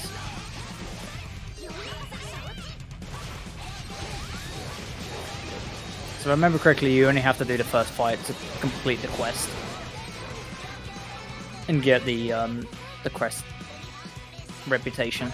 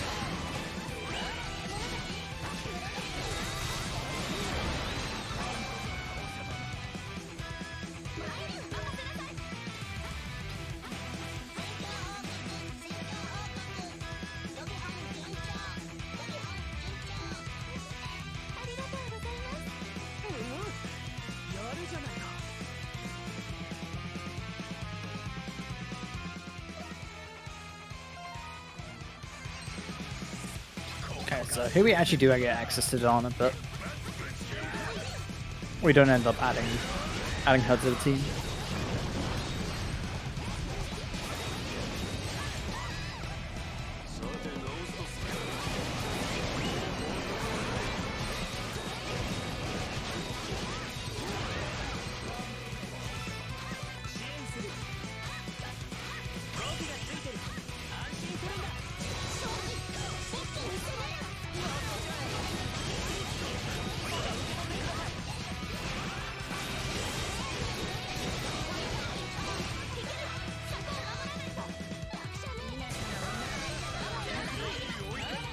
Yeah, as soon as primordials are in the raids, like, it starts getting more hectic.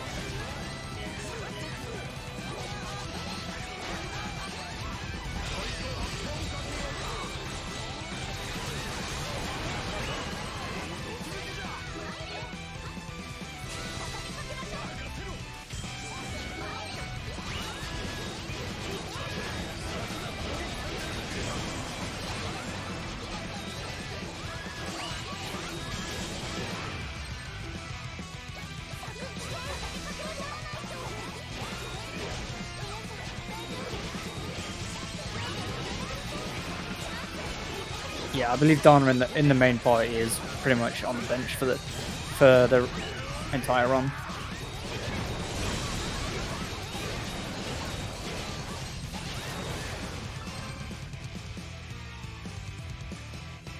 It's mainly because Ricotta with Flame Swing and Flame Gauntlets can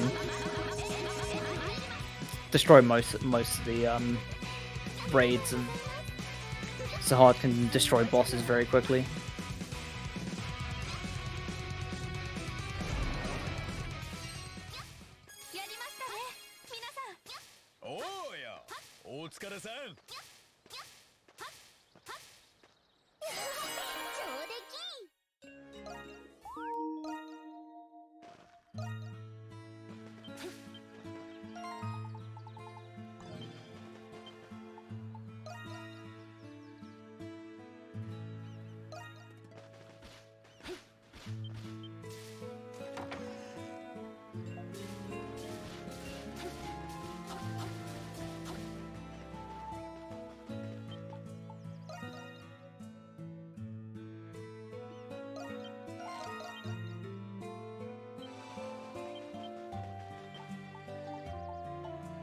Yeah, so there's actually two options that you can use with the allies. So when you use a SP skill, the AI will try to use one that has around the same SP or lower. And depending on the option that you have selected in the menu, they can either use any skill that they've learnt or only skills that you've assigned to them. So if they only have one skill and you have only used assigned, they will always use that skill.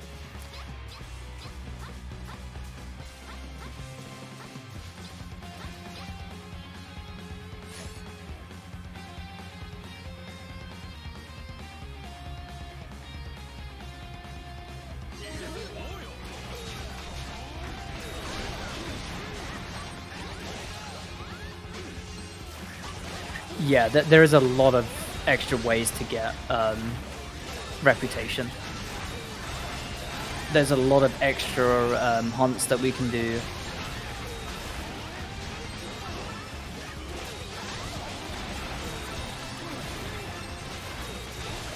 But reputation is very, very consistent.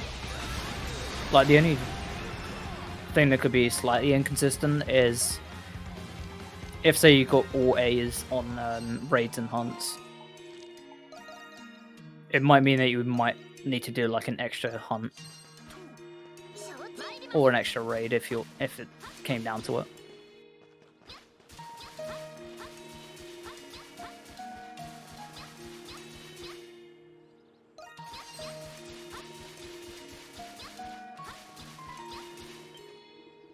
But for the most part, I know that there is extra hunts that can be done here.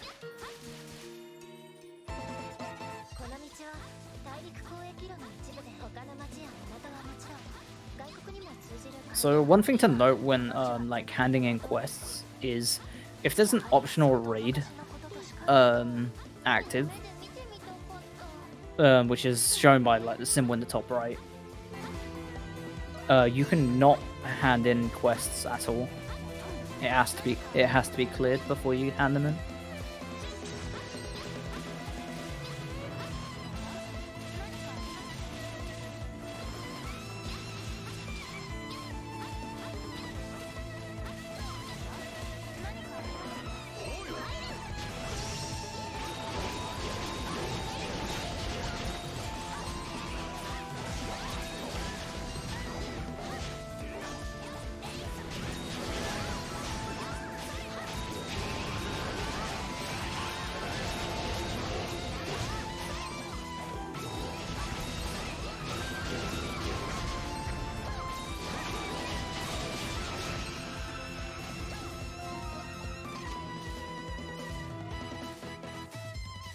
So we get access to another castaway here.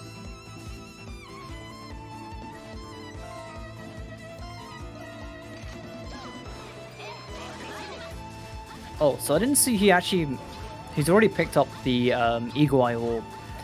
So by handing in 12 or points of interest locations, you get an Eagle Eye Orb, and while equipped, it increases your like discovery map range, so he can uncover the map faster without going like further out the way. I believe we save every person, yes. 何かあったのかな。北の方からなんだか妙な気配がする。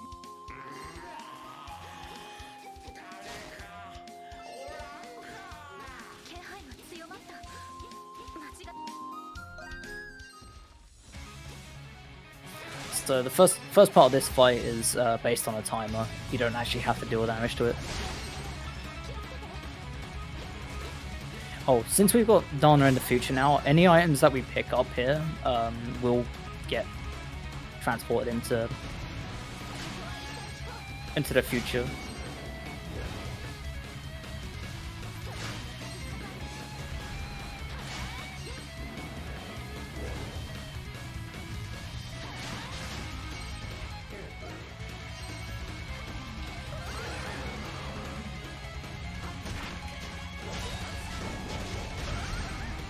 Okay, now we get access to Gradica, which is the strike version.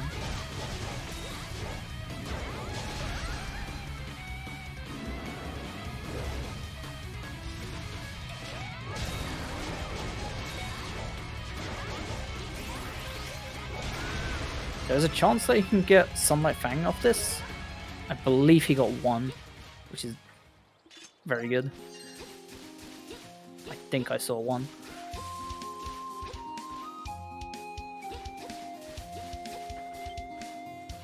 Sunlight Fang is a very, very rare material that...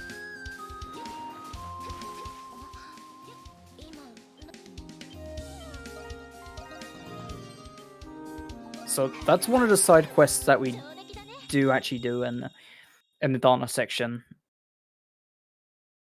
Because it actually unlocks the ability to find one of the castaways.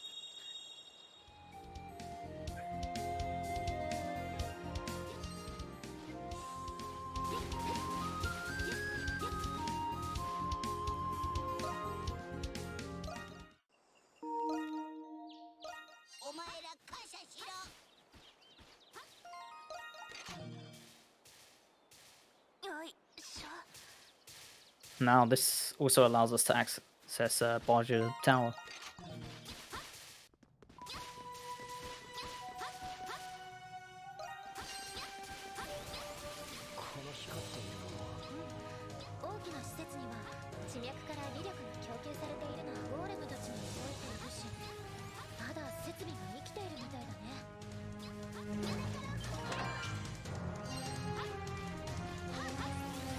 So I picked up another gift item.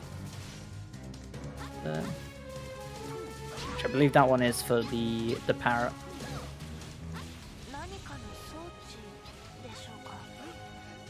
士の提携設備だね。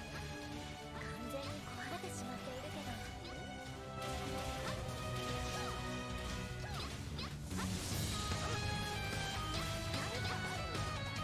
お、外回廊に出たな。いい眺め。そうだね。いい眺め。運転しろか。おうよ。 So this boss is X Metal. It can hit pretty hard.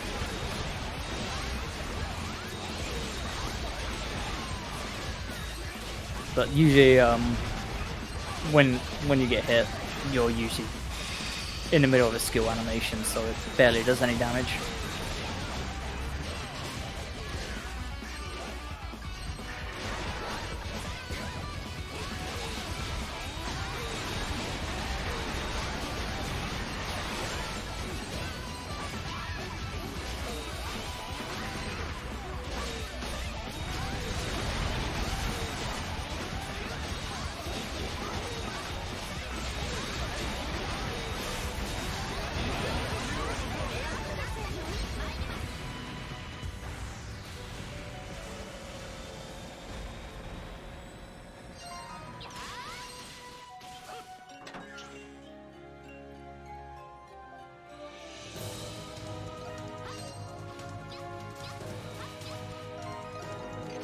So now we get access to double jump. ピコッと体が軽くなった。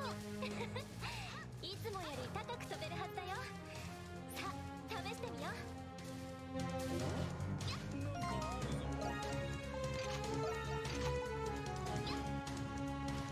う。 Oh, I also didn't notice he picked up the Gale Feather. So upon reaching 50% map exploration, you can hand it in for rewards. この壁画は And one of those is the Gale Feather. When equipped, it increases your like run speed. 聞くまでもありません。 It technically also increases your animation speed as well.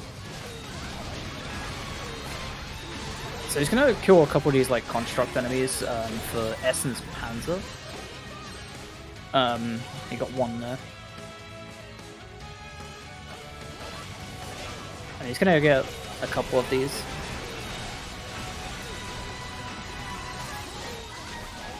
This can end up taking a couple tries. Okay, got 2, 3. I think that's... Okay, I think he's going for extra.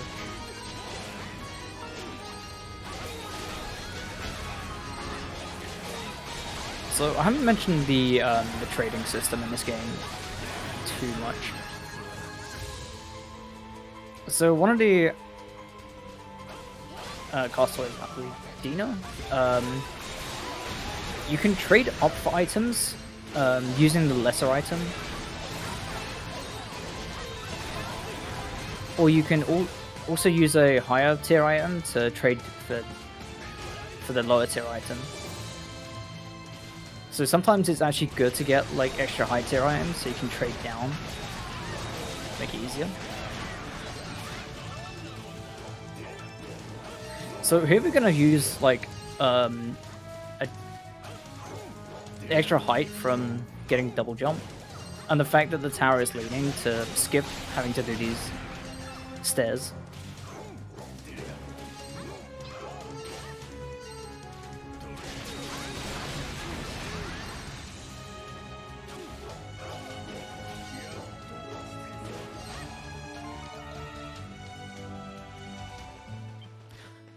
Usually you would have to go to like the sides and activate a button that brings out the stairs.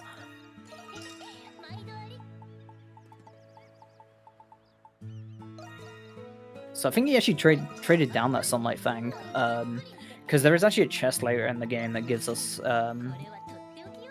some Sunlight Fang.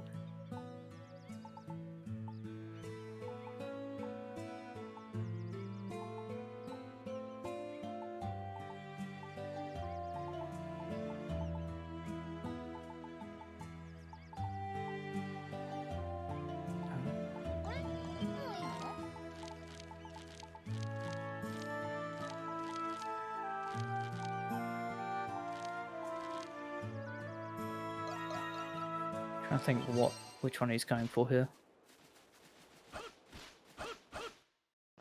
I think it might be Saurian Scales.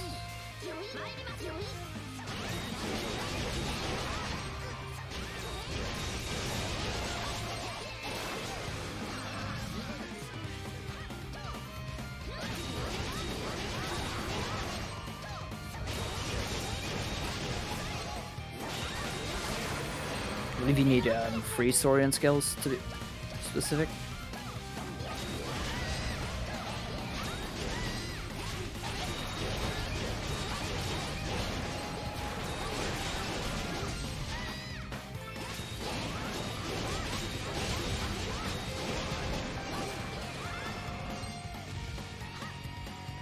Oh, he's getting a bit unlucky here.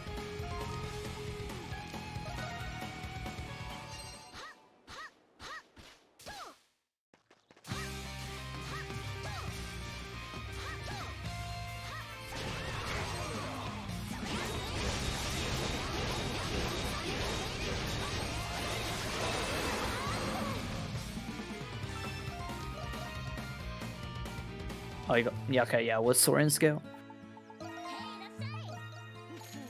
これはとっておきよ。あれ、もういいの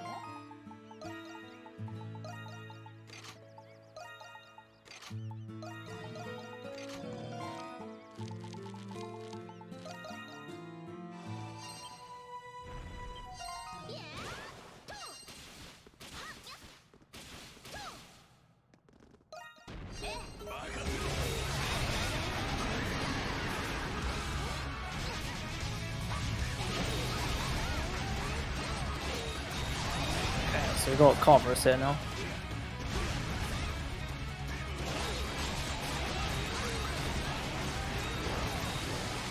So this is basically just tag the jaw in the middle and then attack it while the head is down.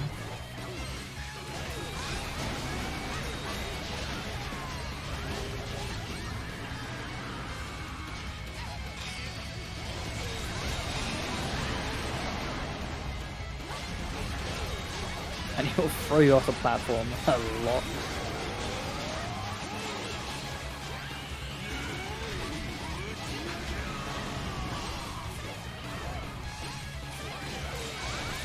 Almost got the 2 cycle. Oh, you got it. Wait, you managed to hit. I have not seen that before.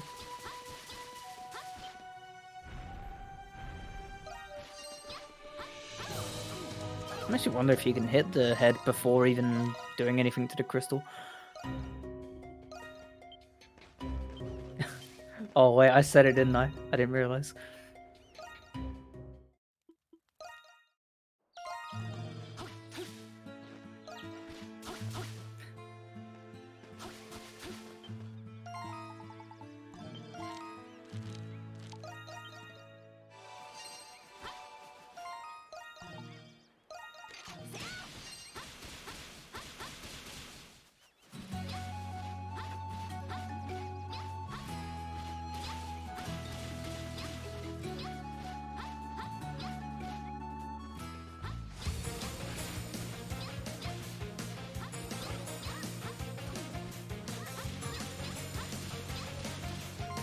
Okay, so now we actually get access to this area, now that we have double jump. If you don't have that feather, there is an invisible wall that just completely blocks you from entering this place.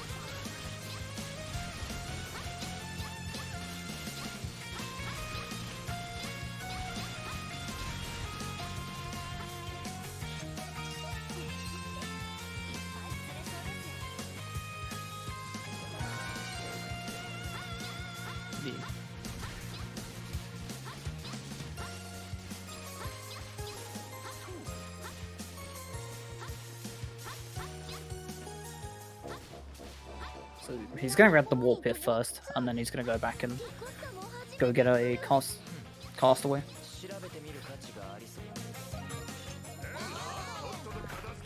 You are able to get over that invisible wall. But it requires a lot of attack hovering. But we can't do that, it glitches from.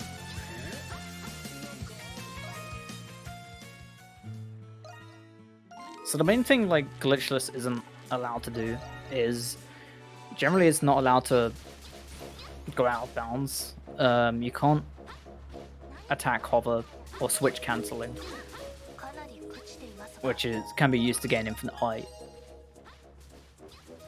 And of course, no leaving bosses to access like boss mode or forced cutscene and stuff. 厄介そうな相手だ。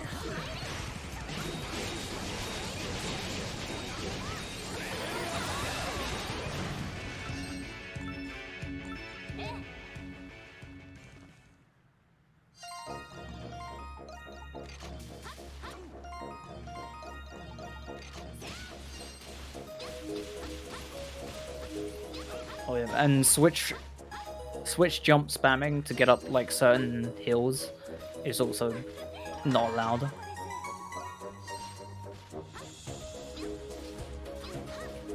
Because it can be used to sequence break.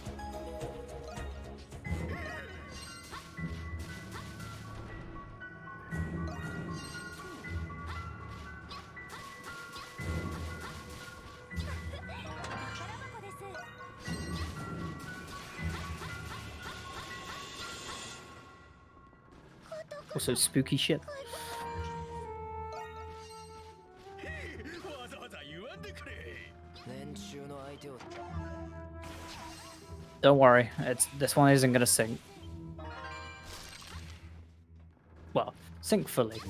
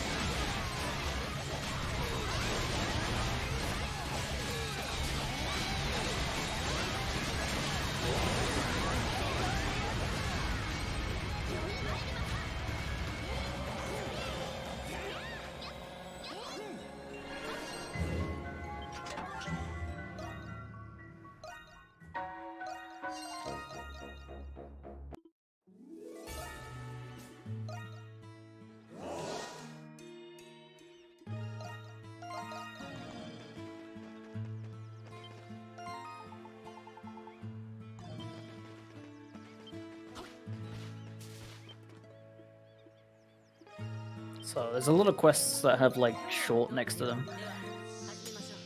So usually like advancing the story even a tiny bit kind of lock those quests from being able to be completed. では始めましょう。さあできたわ。では始めましょう。さあできたわ。もういいの？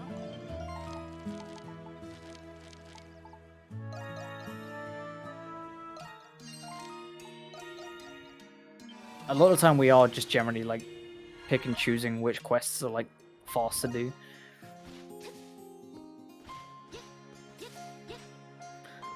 So this one's very quick. Honest. Oh. 平和だねこんな時代が Yeah, so it was a very quick honest section, this one.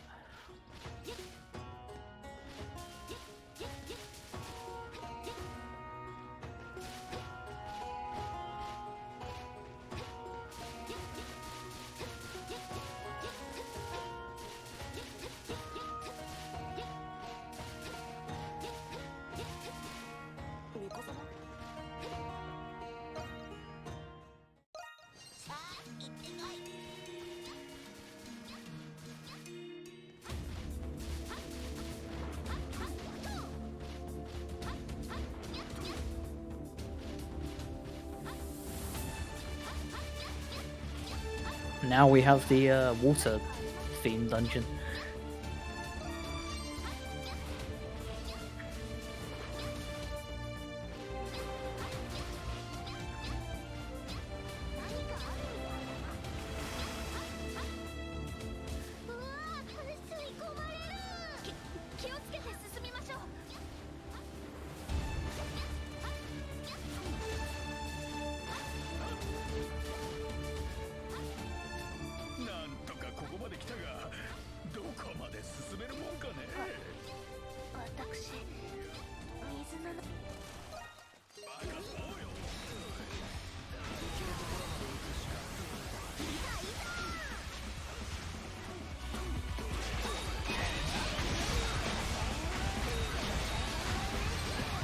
Yeah, I see this more of a mini boss, this one.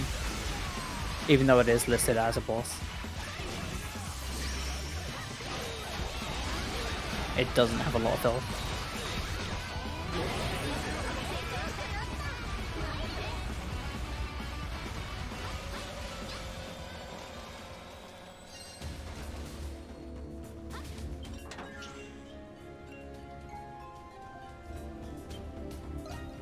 So this item allows us to breathe underwater, so we can go deeper into the dungeon.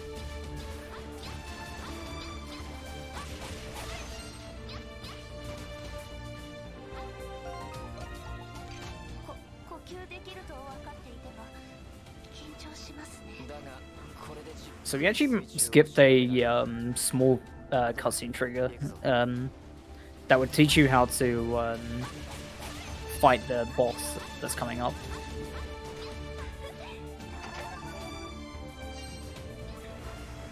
Okay, so that chest there specifically gives 2 sunlight fangs, which conveniently is the amount that we need.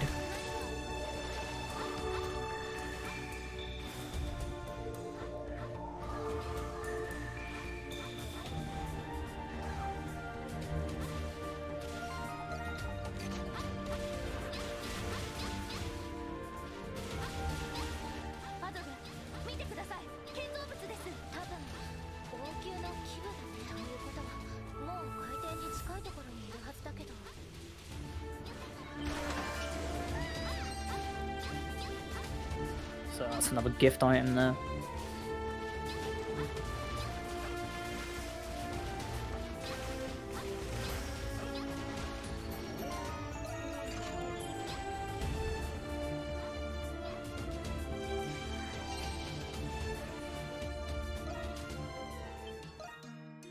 So important he actually gets that warp there, because he needs to come back later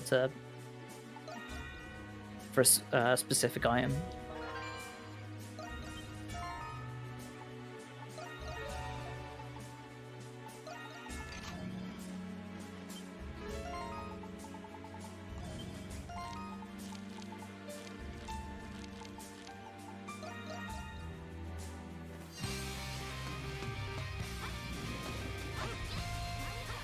So I need to clear up a couple quests, because otherwise it's going to lock him out of doing them.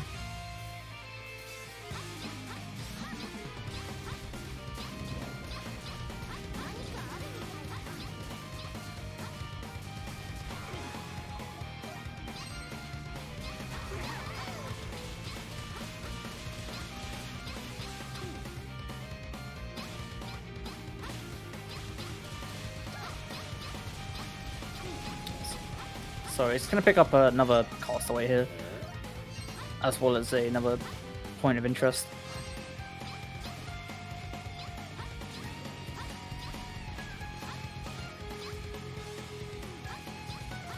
Which is conveniently next to the quest location.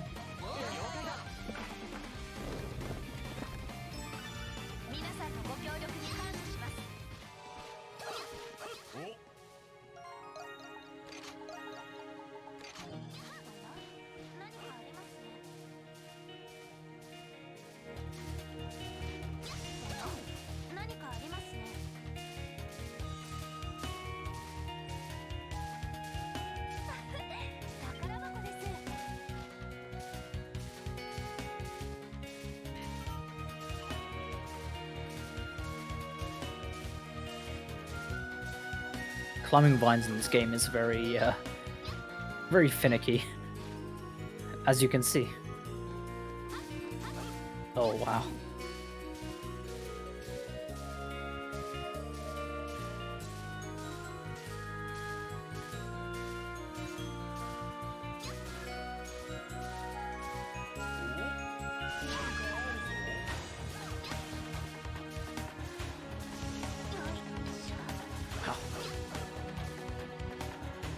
Enemy was not playing nice.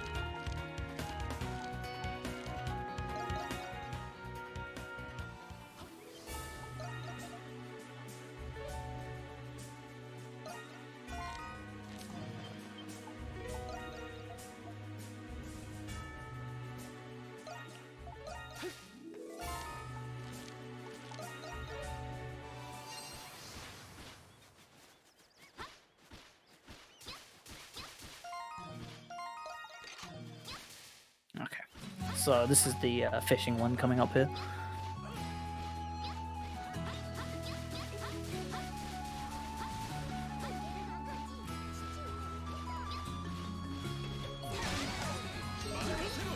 So he's gonna get rid of the enemies because these enemies will and well can and will interrupt your fishing.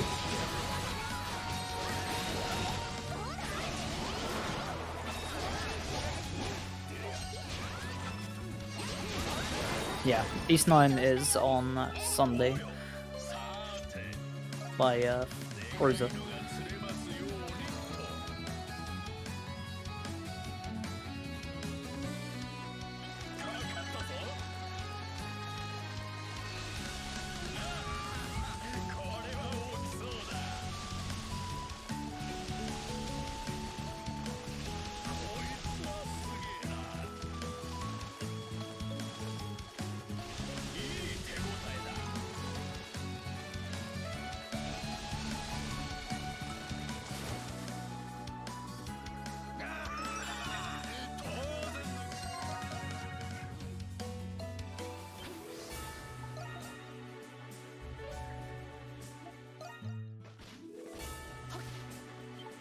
This run is without turbo.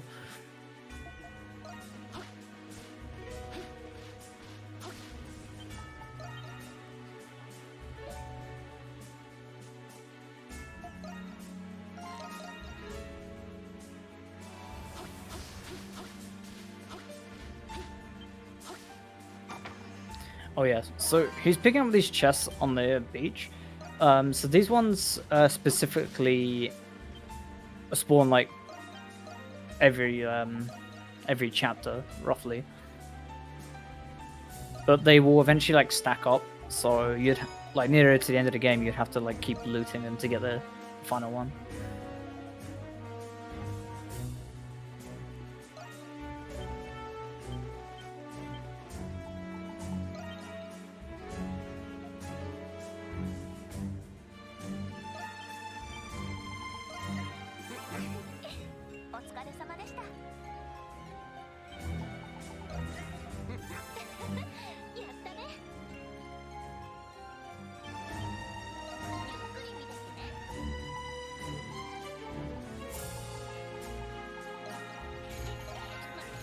Yeah, my general preferred version of this game is the PC version.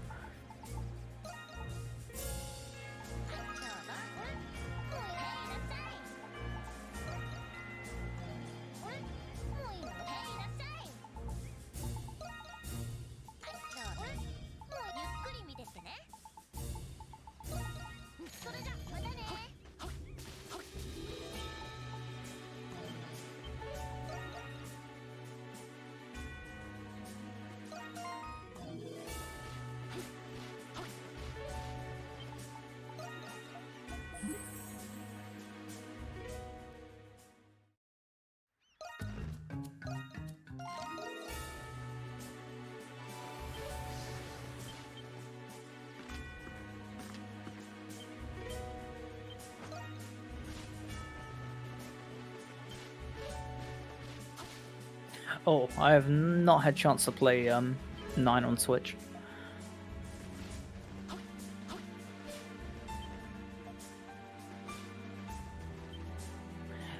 Oh, this is the Find the Picard quest.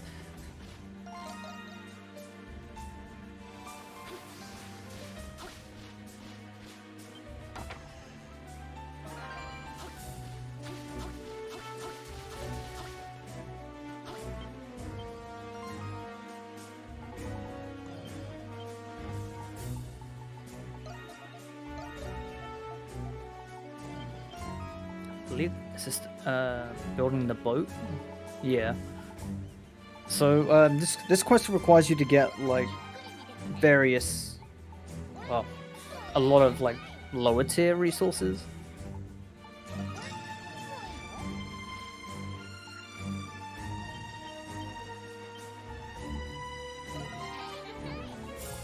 But having the trade,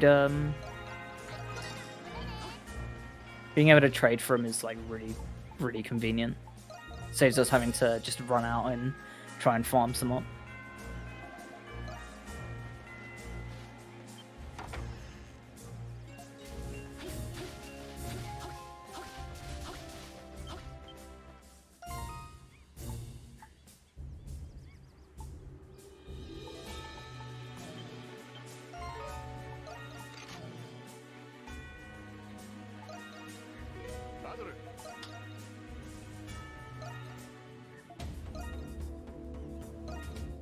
Okay, so now we're starting to fight with Okeanos.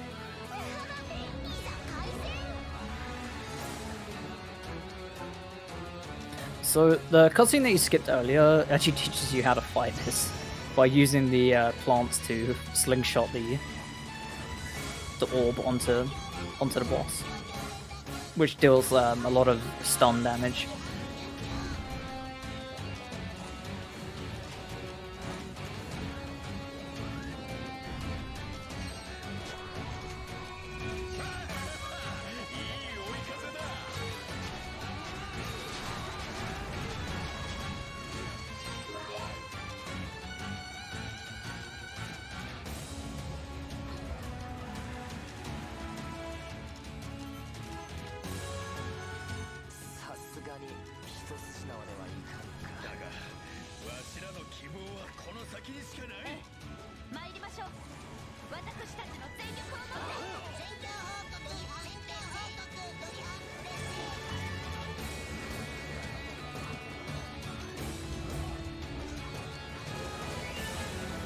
There's a bit of RNG in this fight.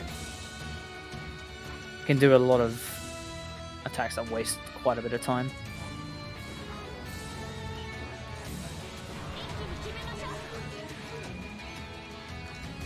Oh, I got lucky though. Nice.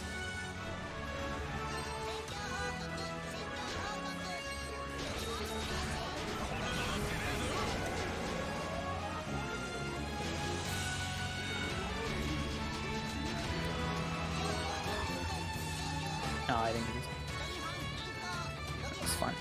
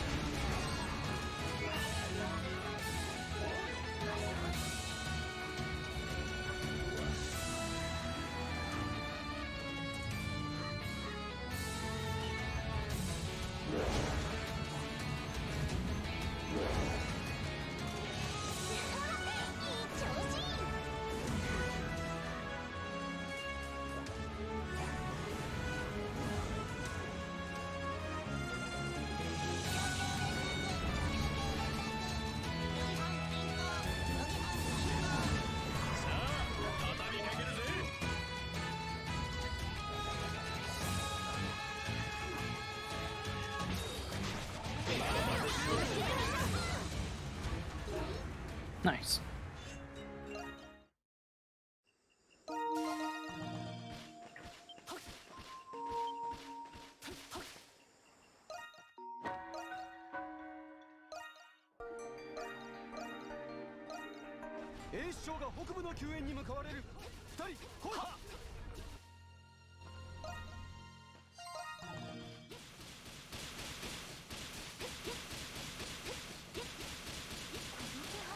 So now we're gonna get to unlock a new character, or well, a new form.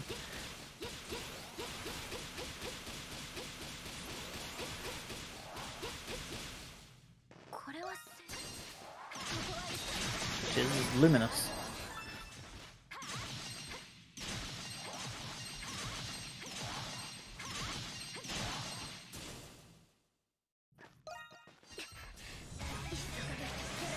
We're gonna be.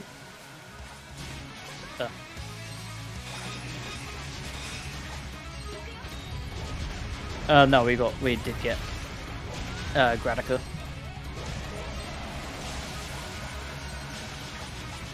So during this attack, it's important that you stay as Luminous, otherwise you get frozen.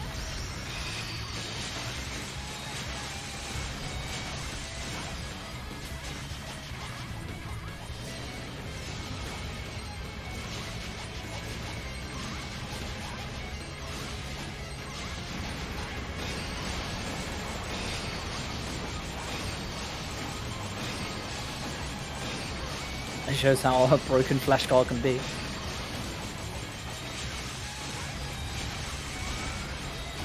Damage glitch Dana, indeed.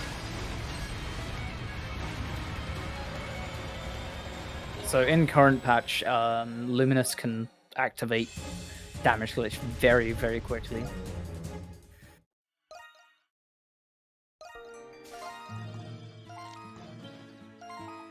And damage glitch can absolutely annihilate bosses within seconds.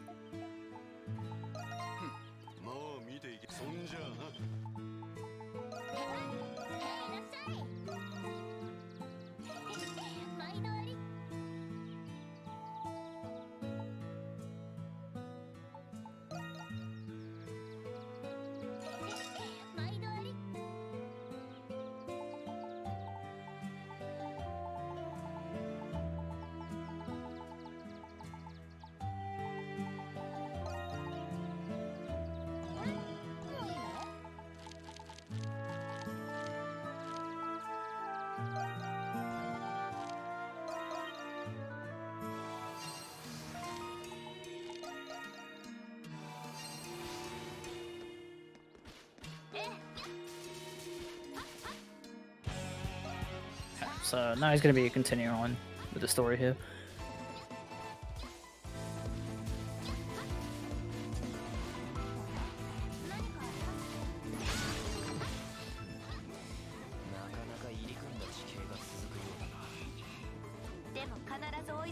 I think there is one quest that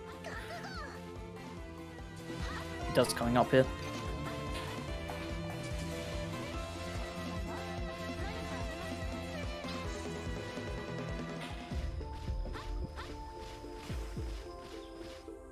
So regarding the map percentage, you gain reputation for every 10% that you hand in, and you get more nearer the later percentages. So 10 to 40 is 3% per 10%, and then 50 to 90% is 4 points per 10%.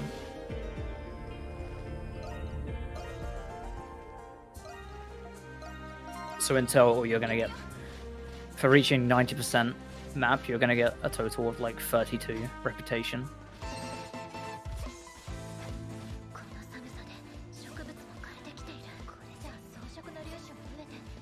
Which is a huge chunk to that 198 requirement.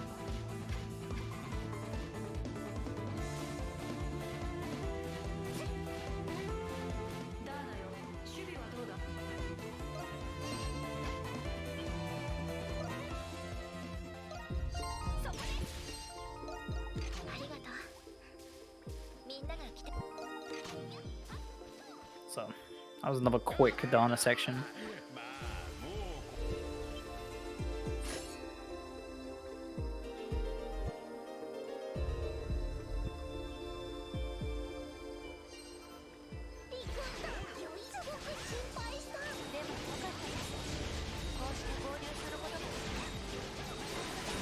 Yeah, there isn't much point going for 100% map completion in this, because there's areas that we just don't go to, and sometimes getting exactly 100% map completion can be a bit finicky.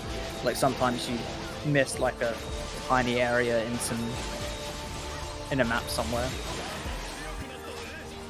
and you'd have to go out of your way to go get that.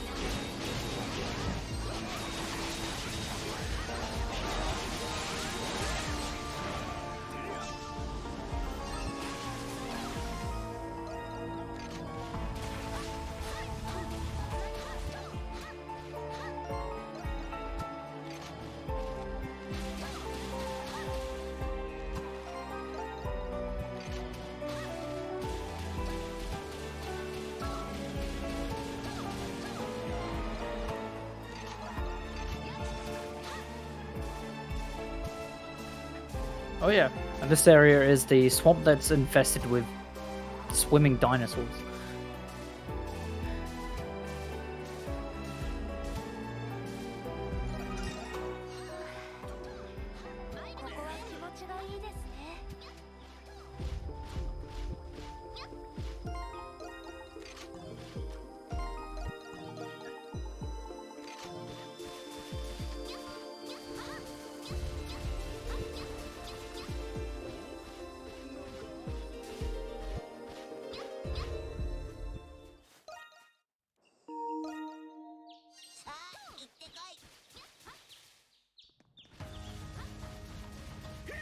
So now we're in the Valley of Kings.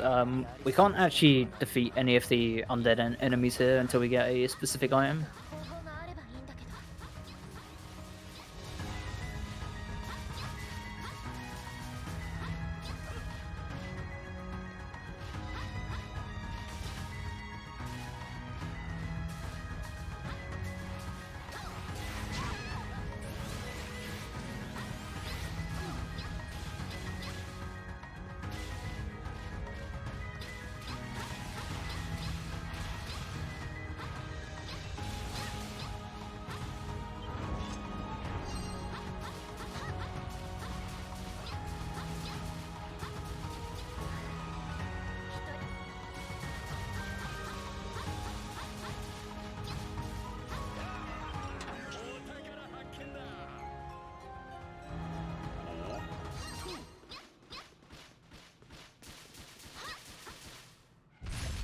So that's the item that we need, and it's important we actually equip this, because you cannot kill this boss otherwise.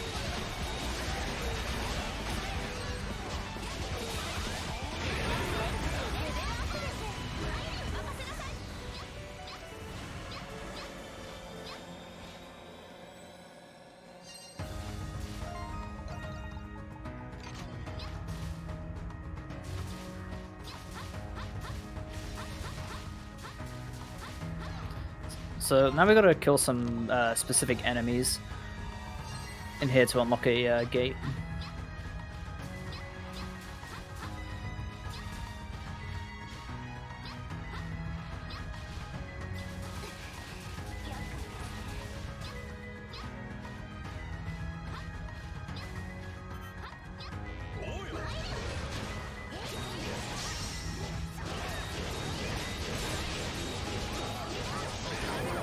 So these enemies can drop some pretty nice materials. Though unfortunately, like, because the game, like, the cutscene freezes you as soon as they die, you can't pick them up. But if they land next to you, you will pick them up.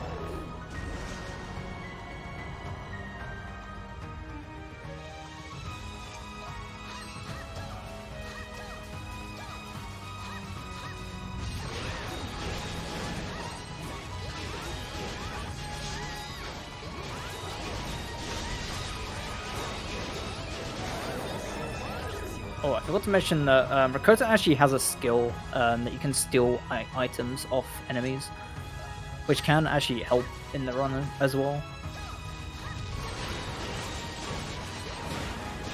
Which is used in 100%.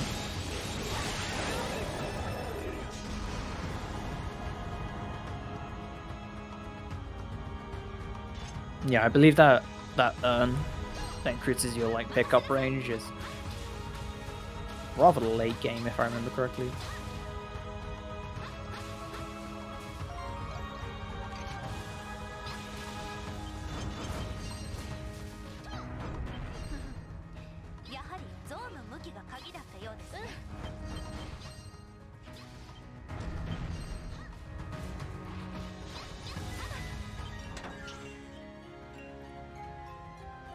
So we picked up another adventure manual here, so we can get an extra slot for adventure gear. Helps so we don't have to keep swapping.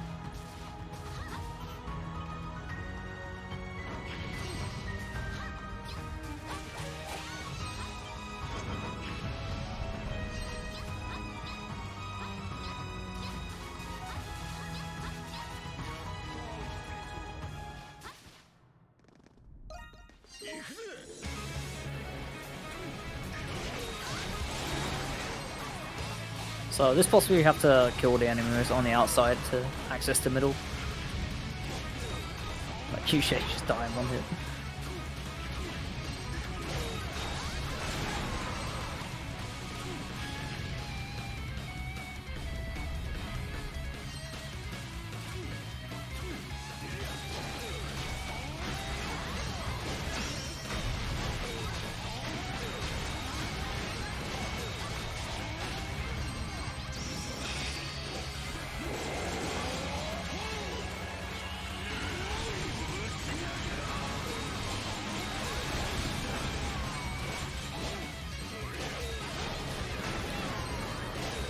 As you can see there, who took advantage of the flash move, increasing animation speed to use special. Since it also speeds up the animation considerably.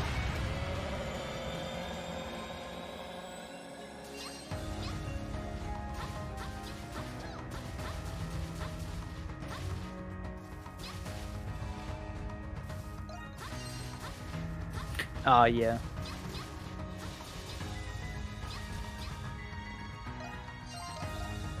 We unfortunately do not do any of that in this run. It is done in 100% though.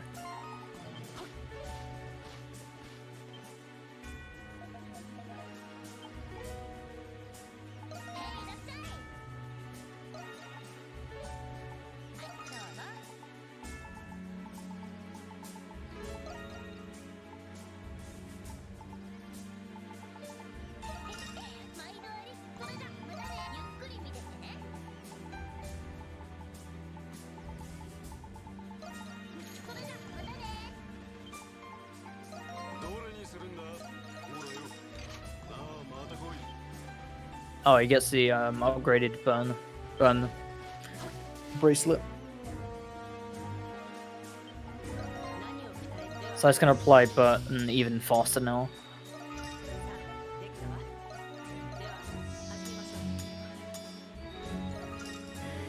I didn't see if he equipped it to a different character. Because AI can also apply burn if they have the have it equipped.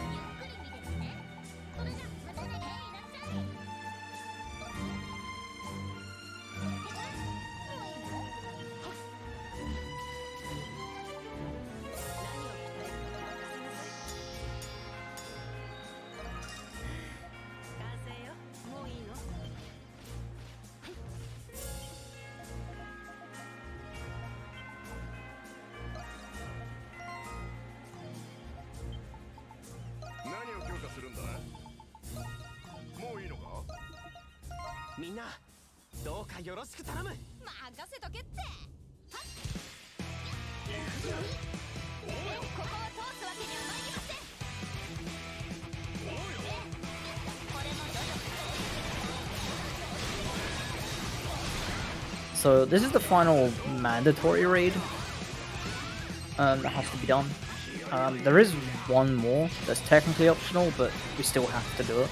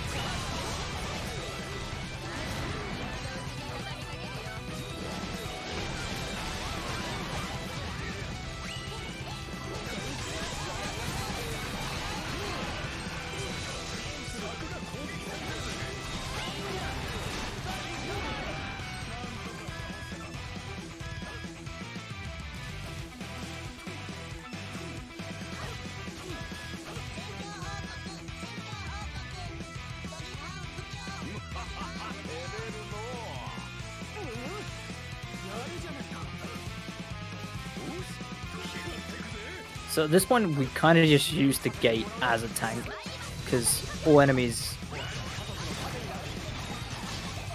are basically drawn to it, so it's a good way to pile them all up.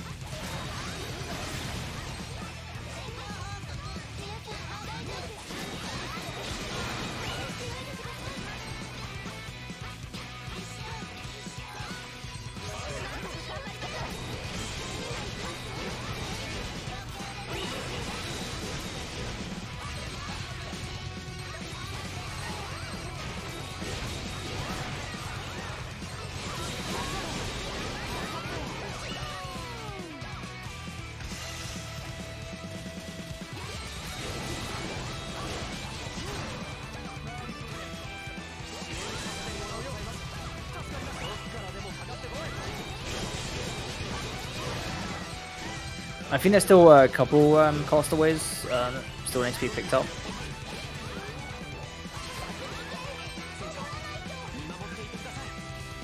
I think it's three more.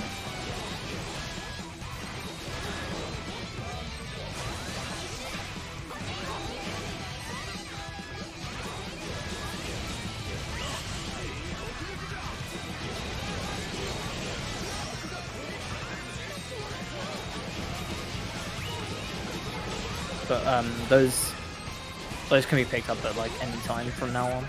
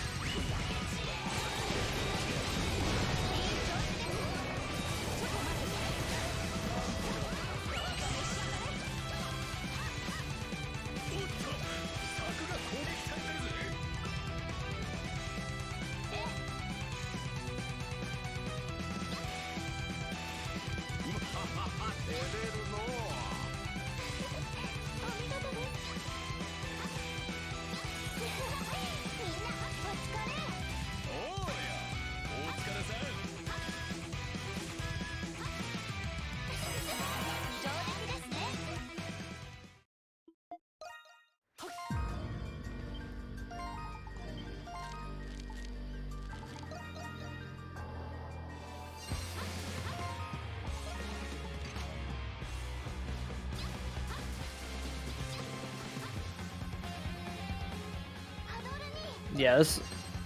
So we're technically on the way to the final dungeon now, but there's still a lot of like cleanup left.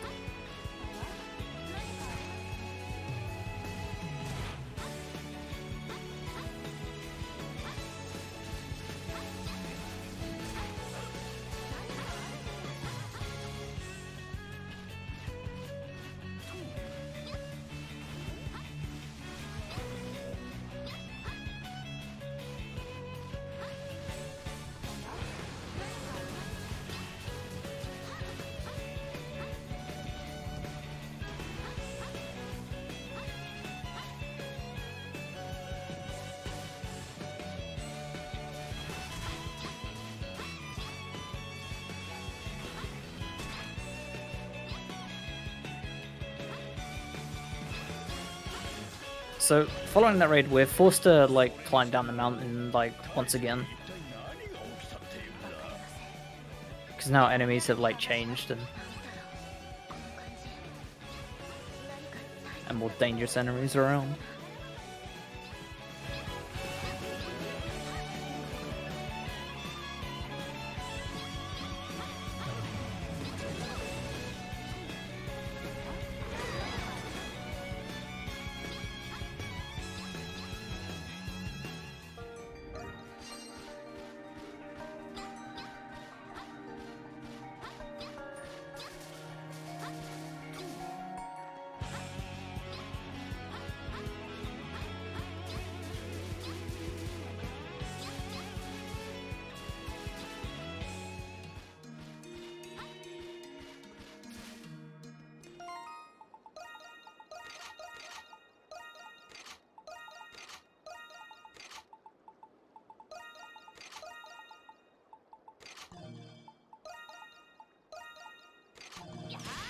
Okay, so he's swapping all of his equipment onto Adol because he's going to be placed in a solo fight coming up soon.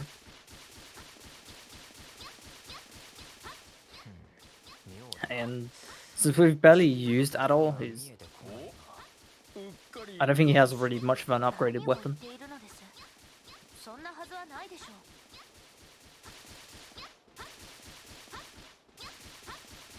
う。おいおい、こんなに長い道だったか。 So you can actually reach the end of this bridge if you're fast enough. 何が起きているんだろう。ともかく進んでみるしかあるまい。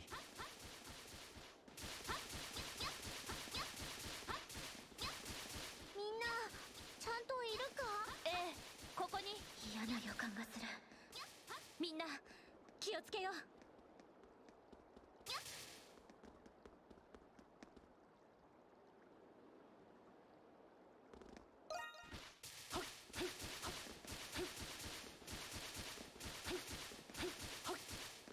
Have the long jump.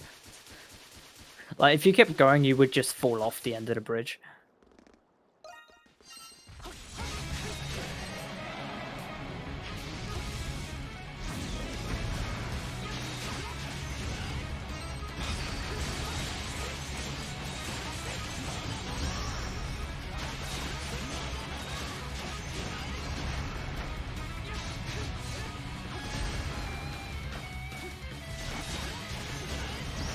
Like, it's generally not intended that you reach the end of that bridge.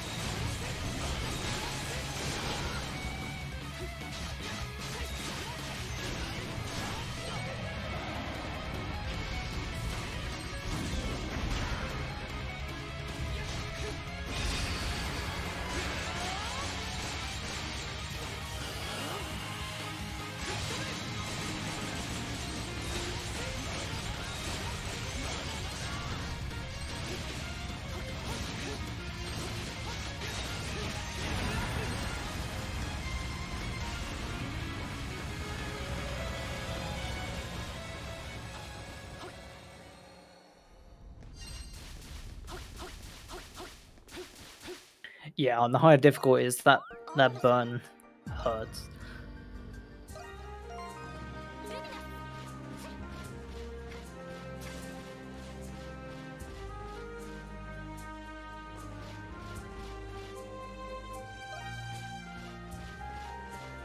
So I believe this is the final Dana section we're gonna get to see.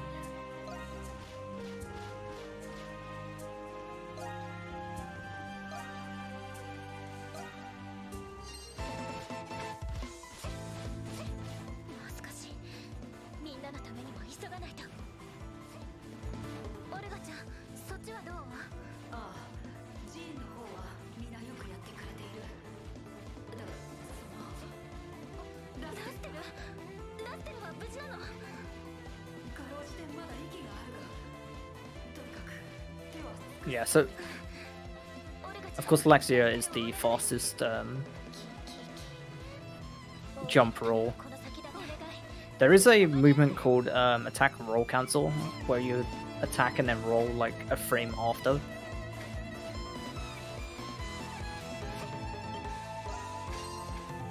But I believe we're just opting not to do that in Glyphos.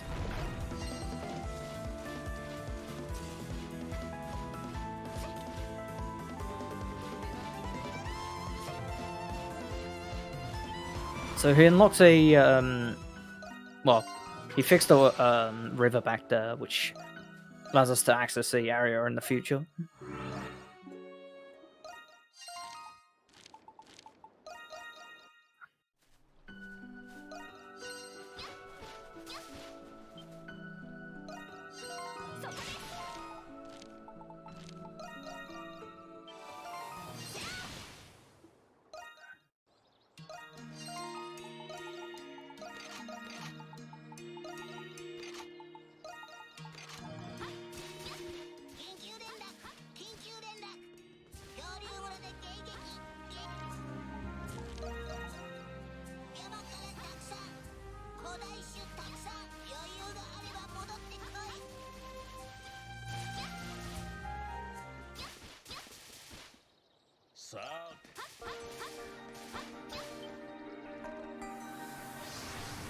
So now we're in the final dungeon of the game.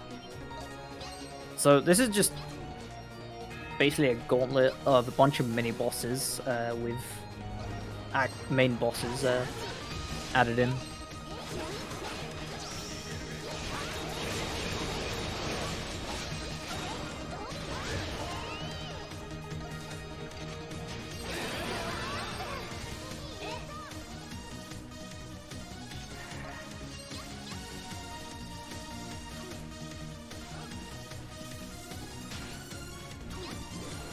So Ricoeur learned the bone throw skill, which is a hilarious move, as well as it covers up a massive area.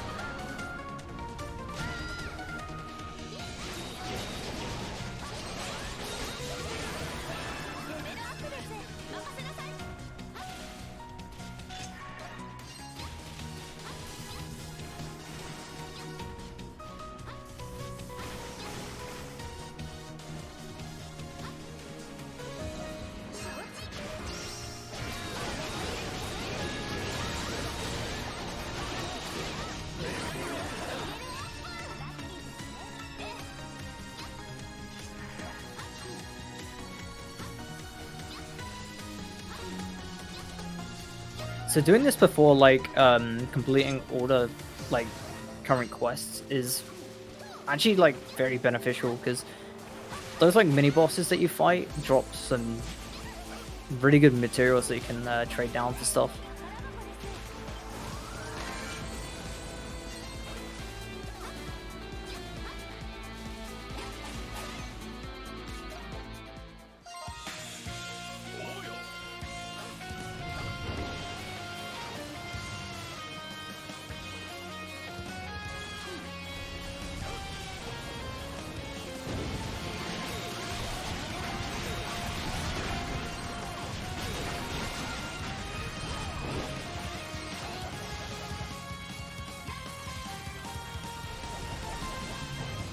So these bosses are they're coming up the Psyches. This one is I think Psych Hydra. Yeah, Psych Hydra.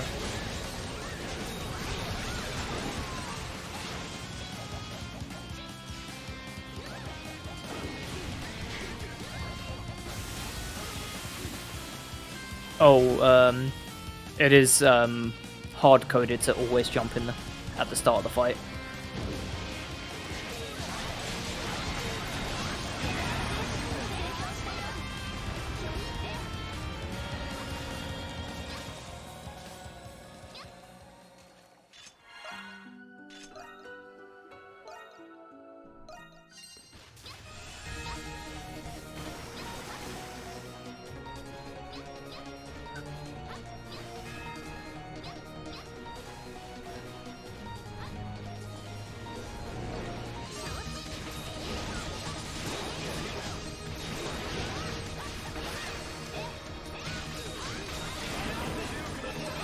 Oh, Ricotta got eaten.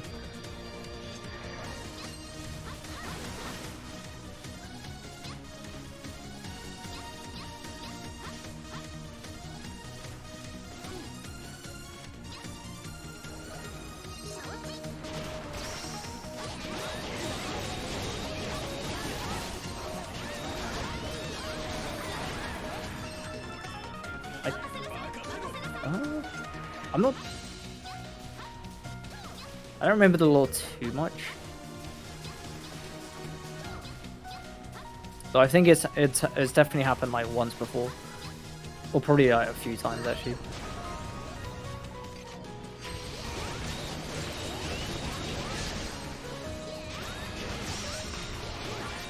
Well, I guess it's probably like 4 times actually because it's 4 psyches.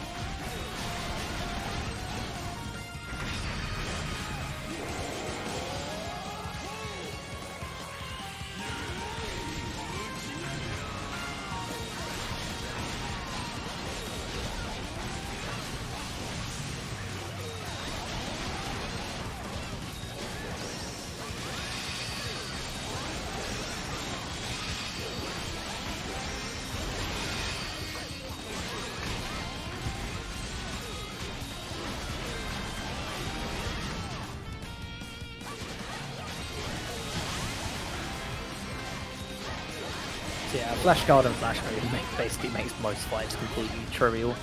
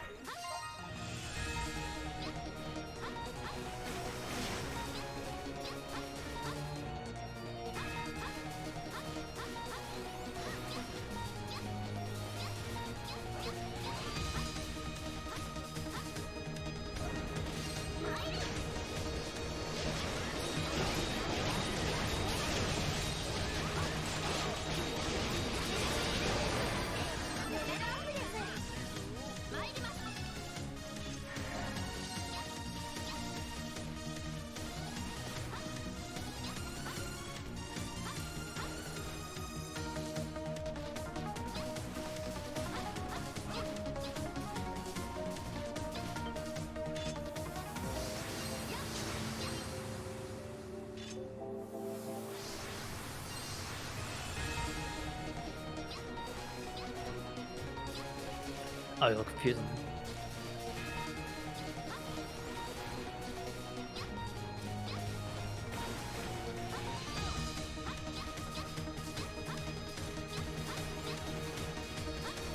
Yeah, the way you have to go here sometimes it can get very confusing.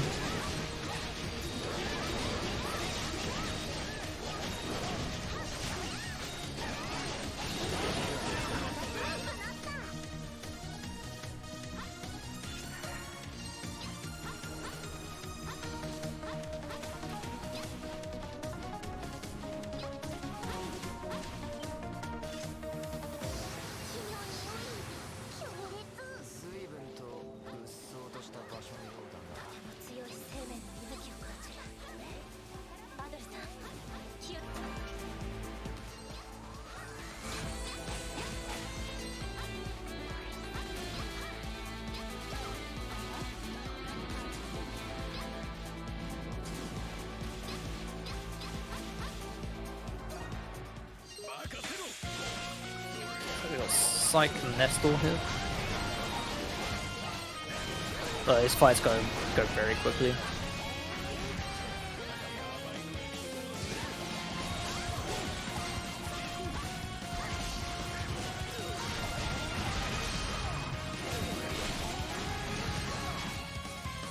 So he currently has this accessory on that increases skill damage while increasing the SPUs to get insane damage.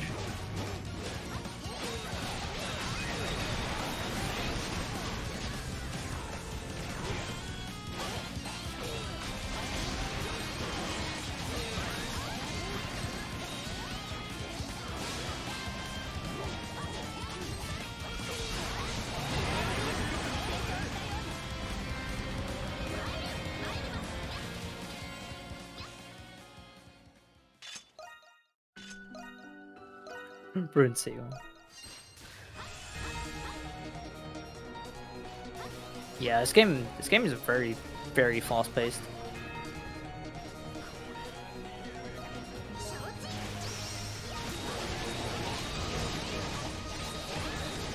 If you're playing on current patch, it will be slightly slowed down because the current patch fixes one of the engine issues that speeds up the game.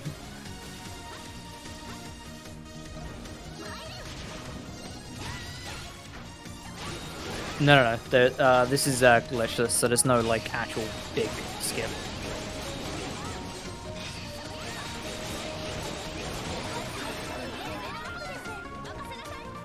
Yeah, it was a very fun feature. Old patch 144 FPS. Because normally the game would run at 60 on console, but when I got ported to PC and was put to 144, the engine just kind of was like, oh, I guess I run faster now.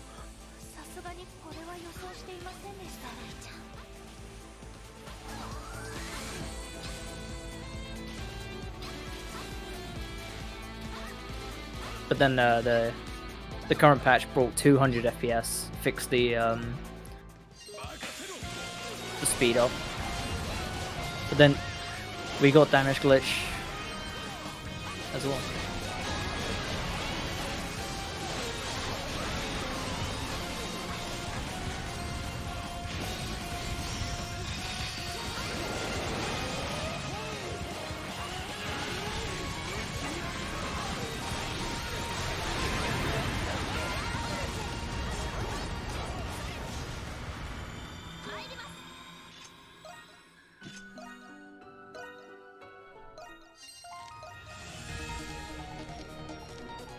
So that's the 4 the Psyche's done.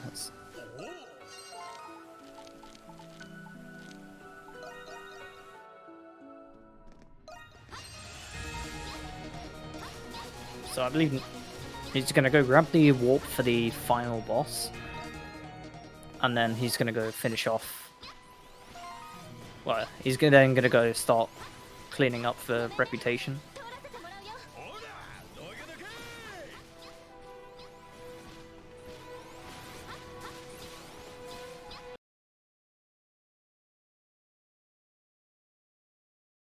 Yeah, a lot of Bethesda games, when the FPS is like higher, it messes with the engine.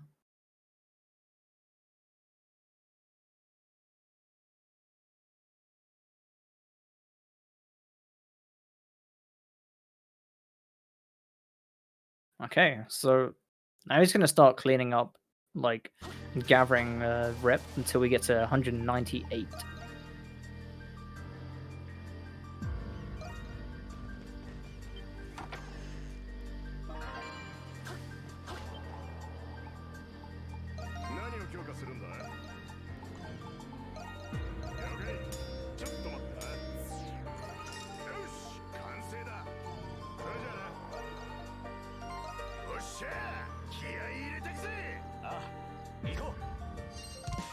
So this raid is technically optional, but for us to be able to hand quests in and continue doing hunts, we have to clear this optional raid.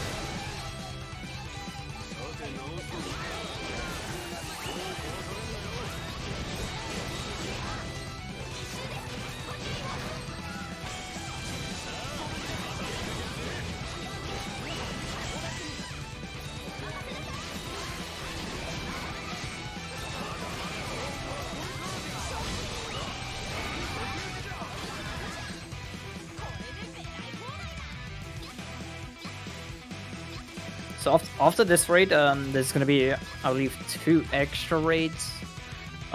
More specifically shorter raids, just to get some extra rep.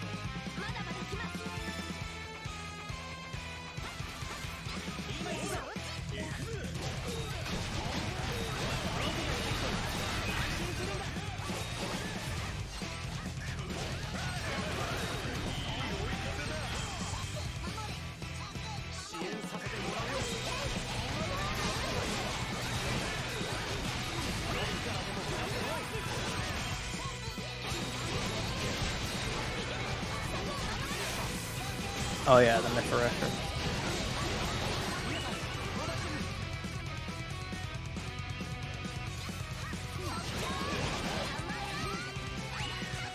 So, I think the Mythorest raid was added in the DLC version.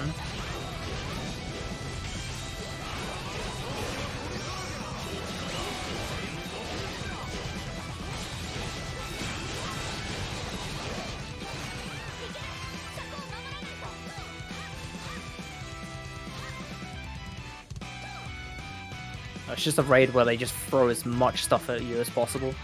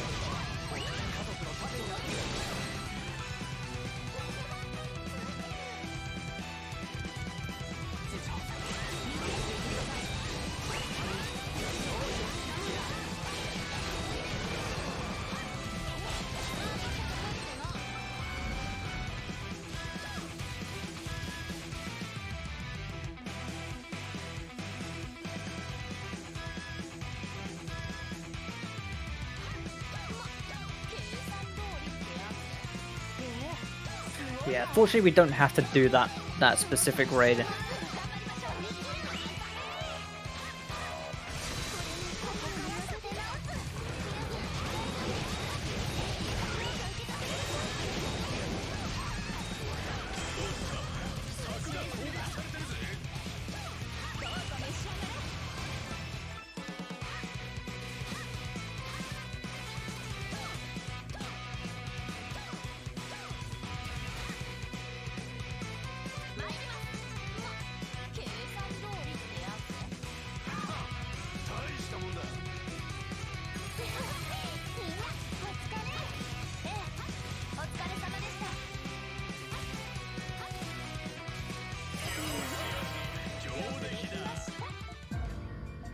Okay, so now that optional raid is like out of the way, he's able to like start like handing in like quests and stuff. But he's gonna start doing some of the endless raids. So the first two ones are like, well, the first two raids are only like 3 waves, so they're really short.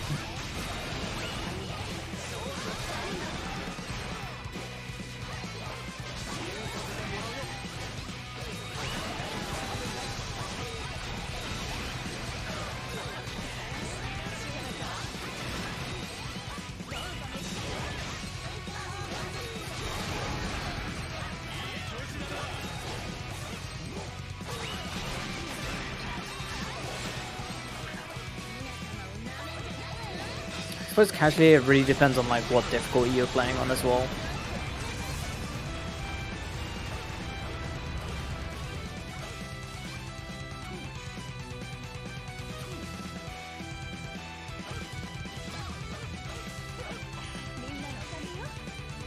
I think my casual playthrough like took around 60 hours.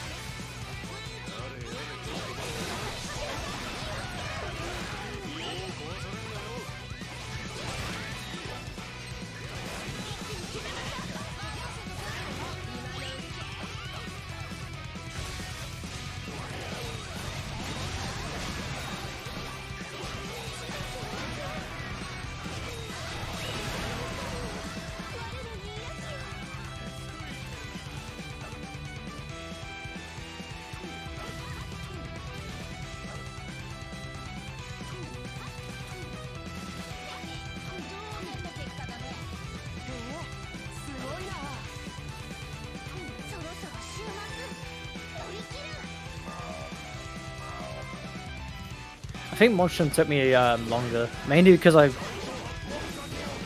my glitch hunter brain was messing with my ability to actually play the game normally.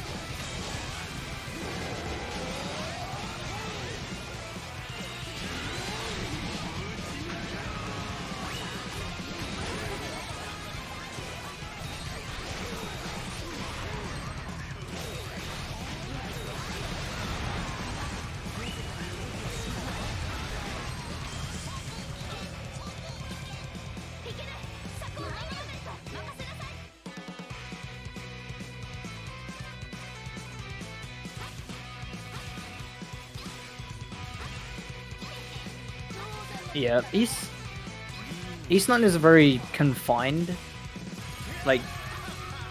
game.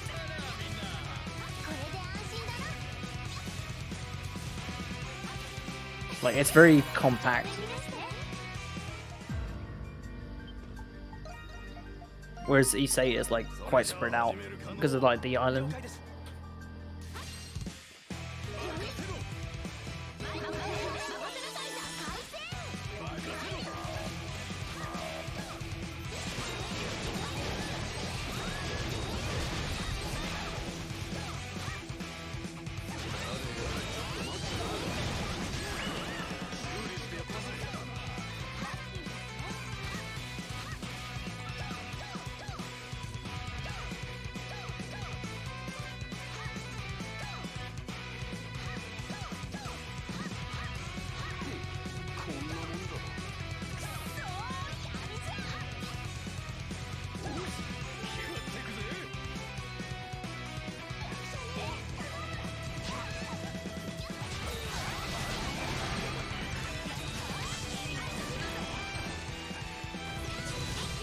Yeah, East 5 Kathan.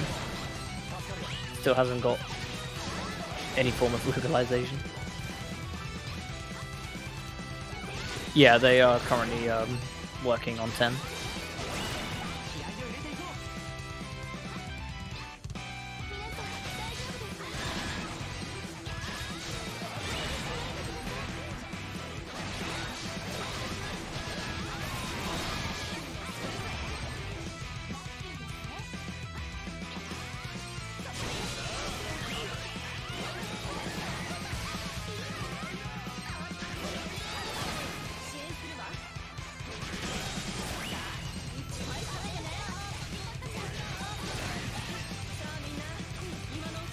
This is PC, yeah.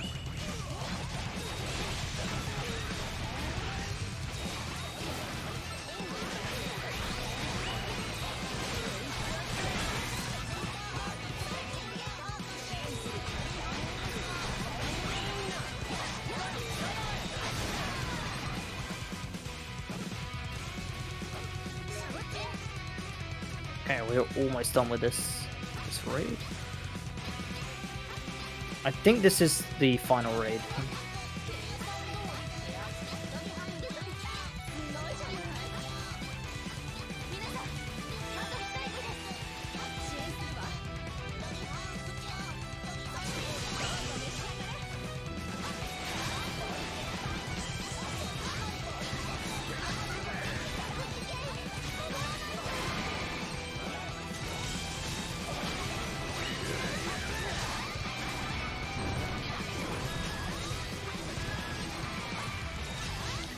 So when we complete raids, based on our rank that we get,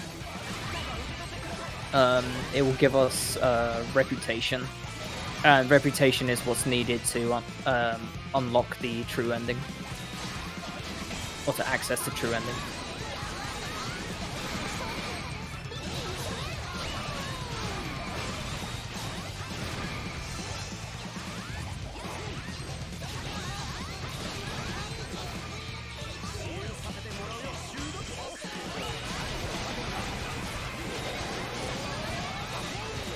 So if we got an S rank on this raid, it would give us 4 rep.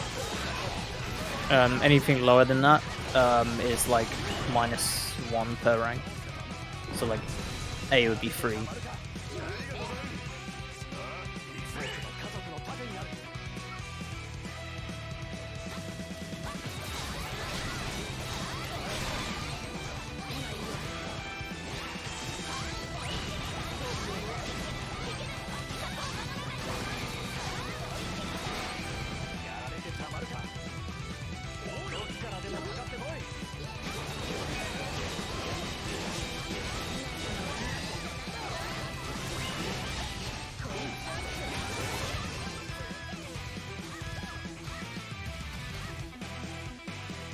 Yeah, mine was Felgana when it came onto Steam.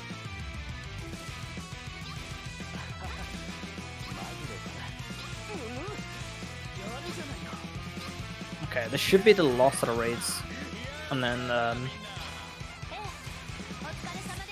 it should be moving on to hunts, which are considerably faster.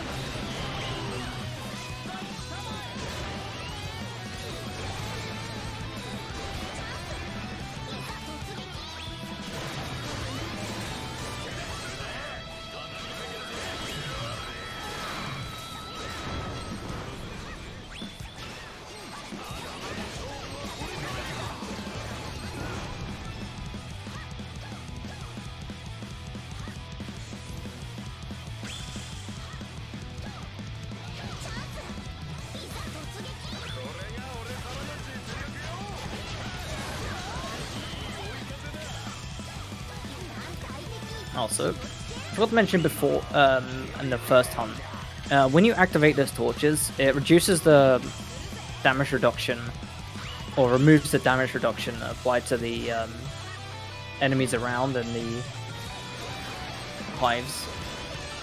So they're kind of required to deal effective damage against them.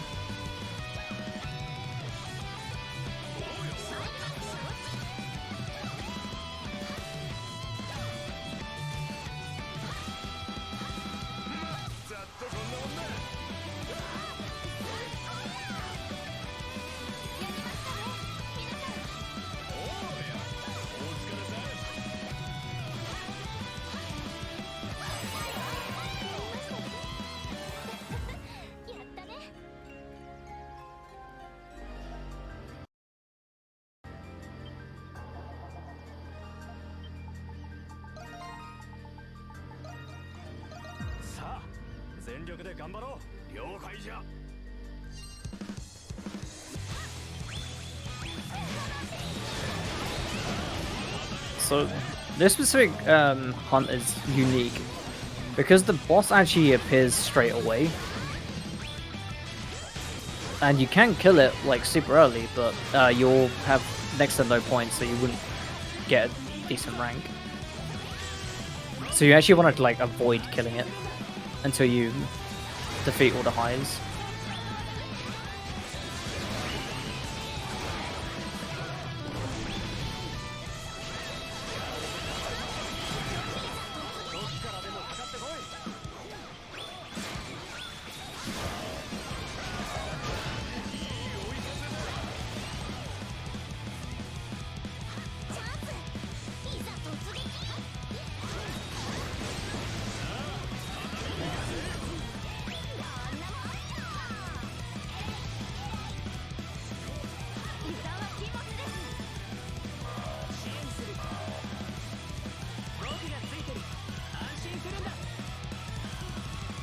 Oh god, that is such a weird spot for it to spawn.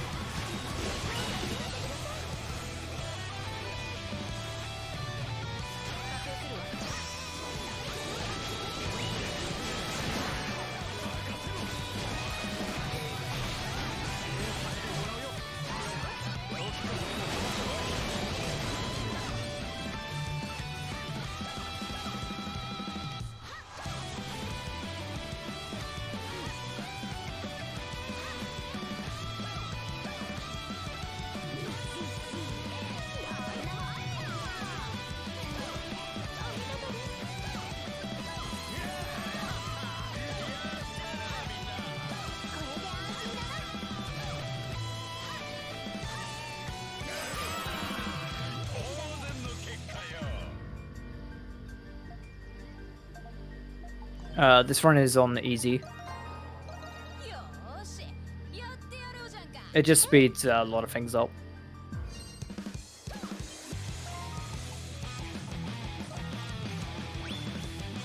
And difficulty doesn't matter too much in this. Unless you're running on like Inferno.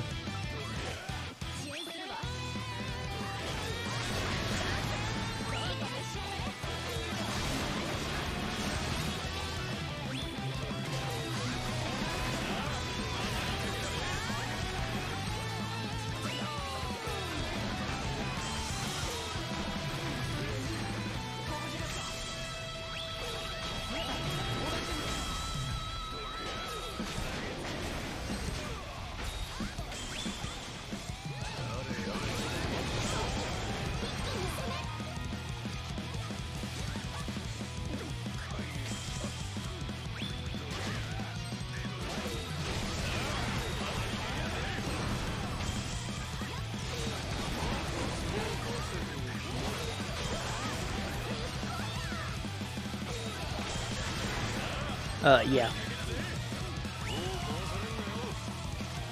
It was the difficulty you unlocked from beating the game. I think on hardest difficulty that you get access to when you first start the game.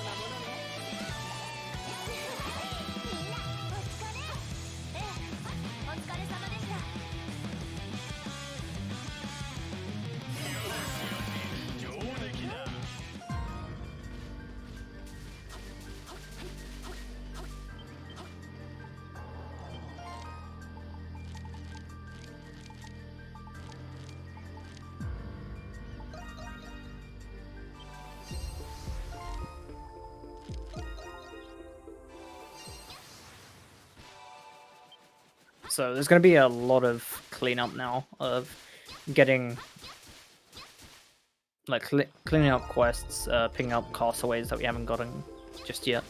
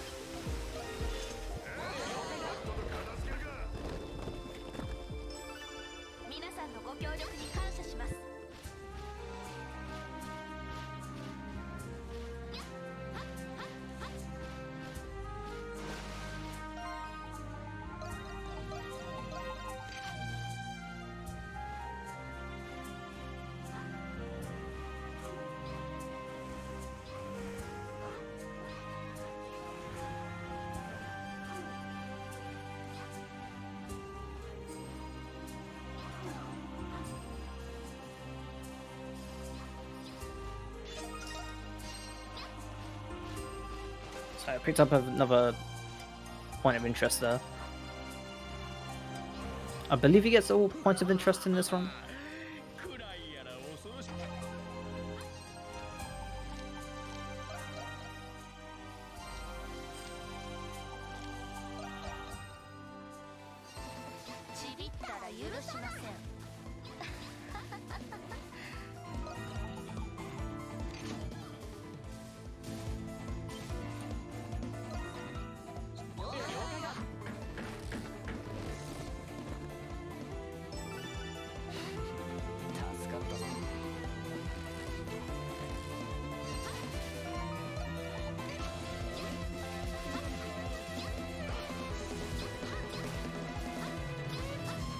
Gonna pick up another castaway here as well.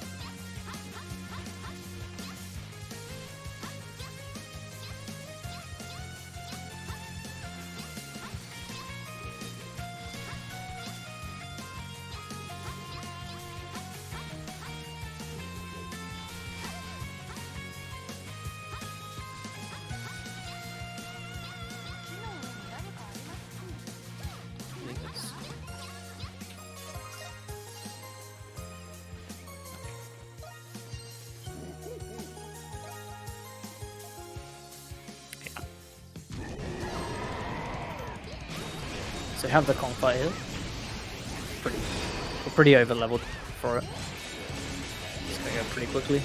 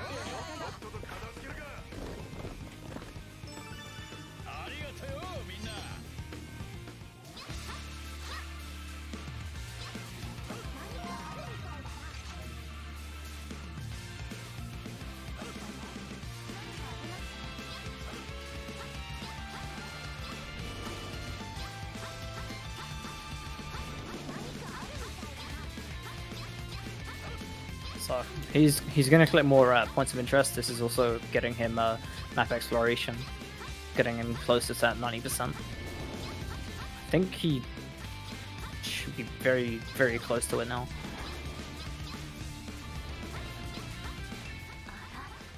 いい風。ここは風の通り道なのですね。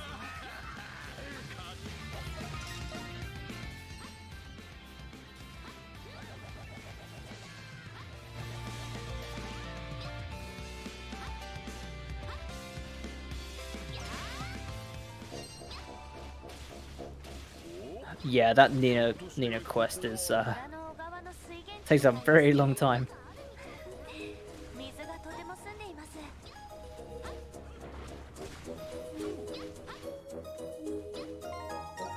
Oh wait, was it Neo?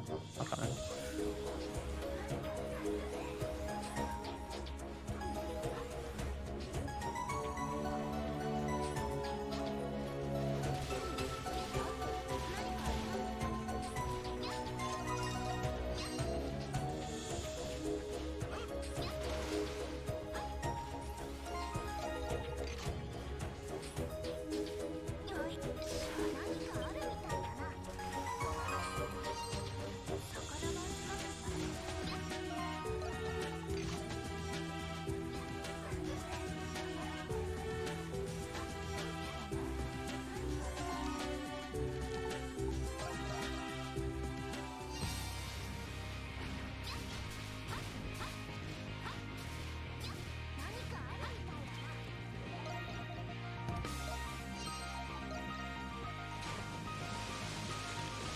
Oh, it's time for giant pickup.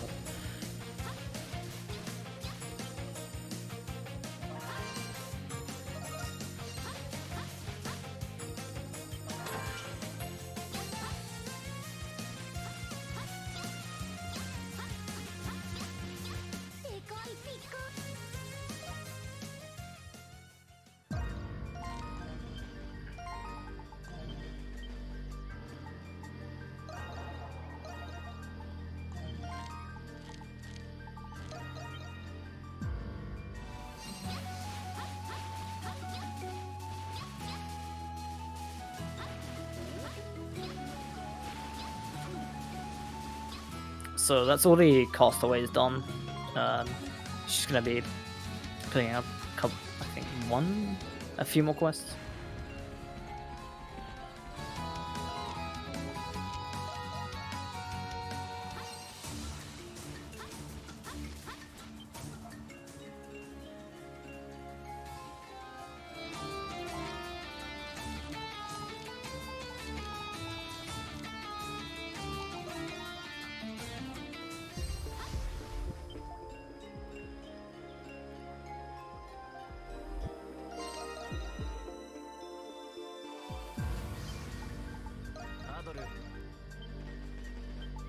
Okay, now this is the big hand in.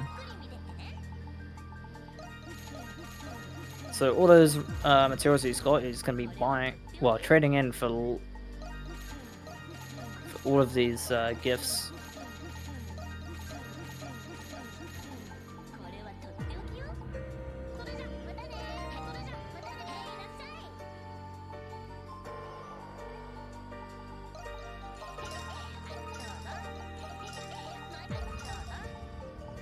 そ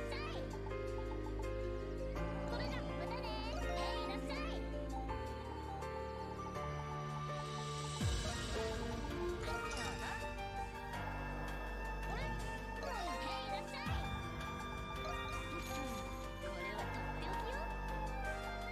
それじゃまたね。いらっしゃい。So now it's essentially going to be handing in all of these gifts, and eventually seeing the special cutscene once you've maxed out the rep with the specific people.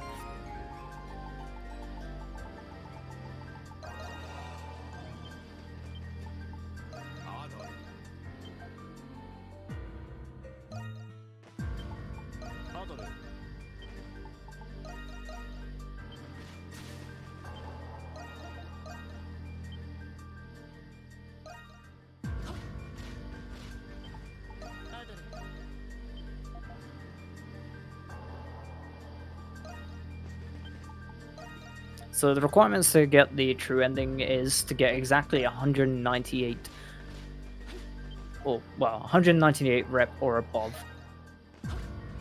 And by doing that, we need to do like quests, explore the map.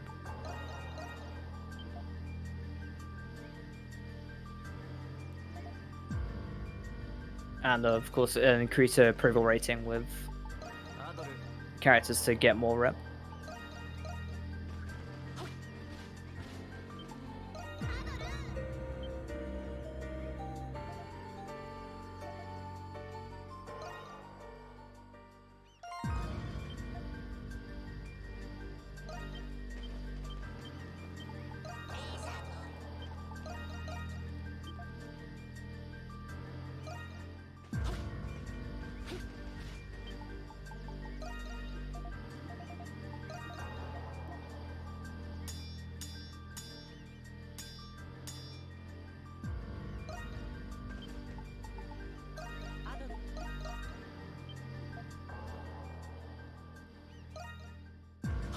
In the journal, in the, I think just, it's a tab on the far right. It has it there under your general records.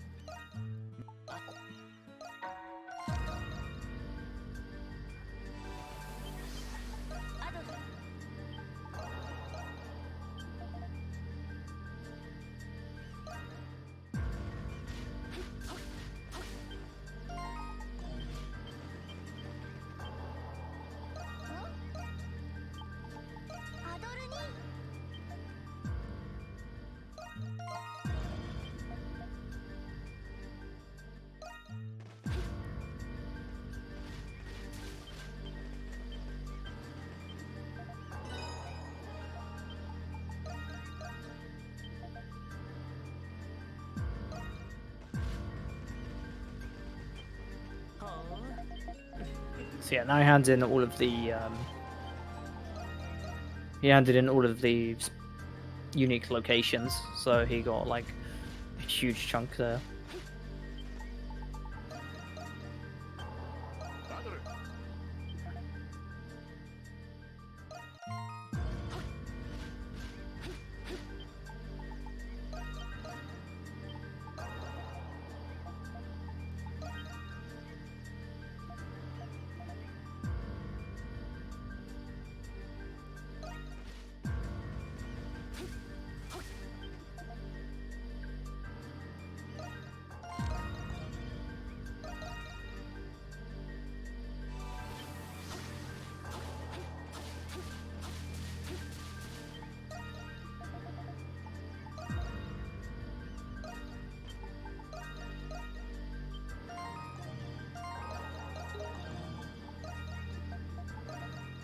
So for this fight, you actually need Adol to be in the party.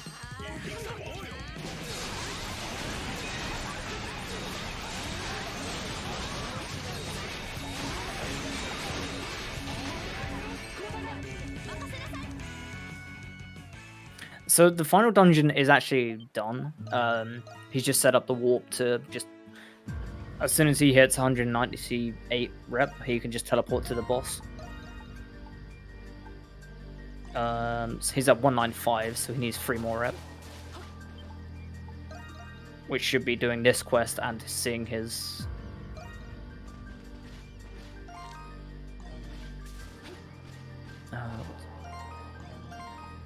seeing the maxed out rep.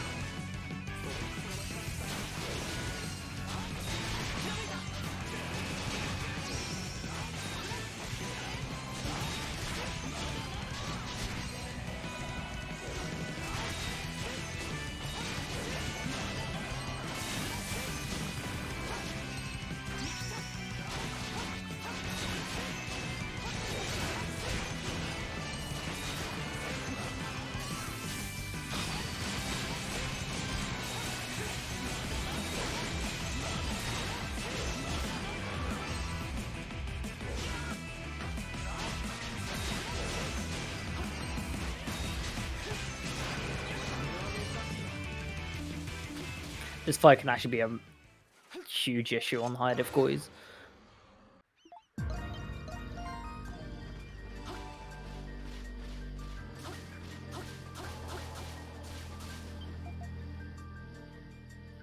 So to access the true ending, you specifically need over 198 reputation. Otherwise, if you're below that number, you'll get the good the good ending. Or if you're below 75 rep, you'll get the bad ending.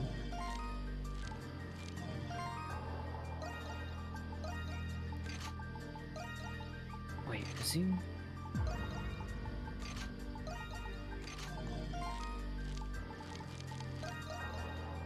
Okay, we should be in... Yeah, we're in go mode now.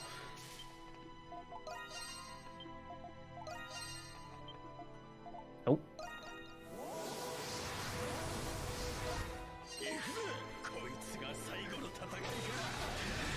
Yeah, if you do all quests, and you're most likely gonna hit the rep.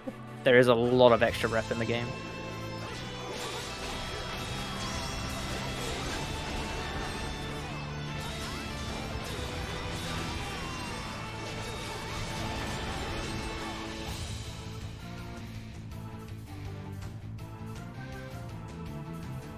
I think that's like a max of like 250 rep around that.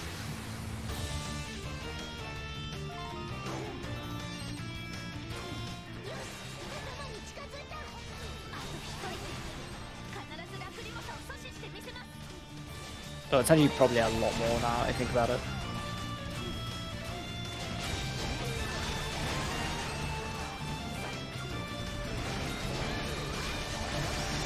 And plus, for max rep, you'd have to S rank every raid and every hunt.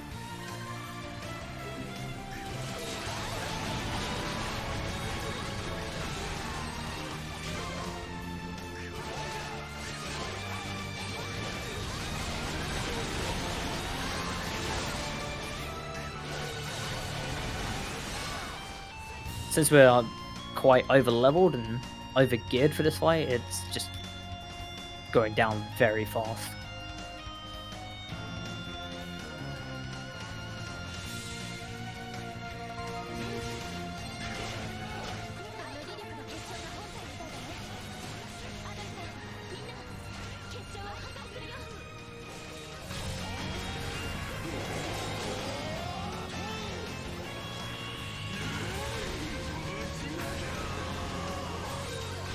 Yeah, Magna Wave is a very, very good skill.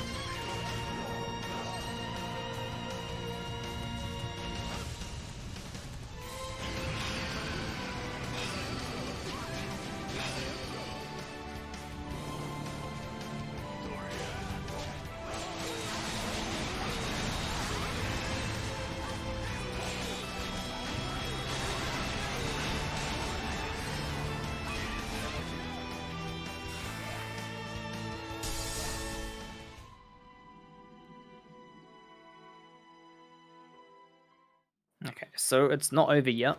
We still got the like a true ending to go through.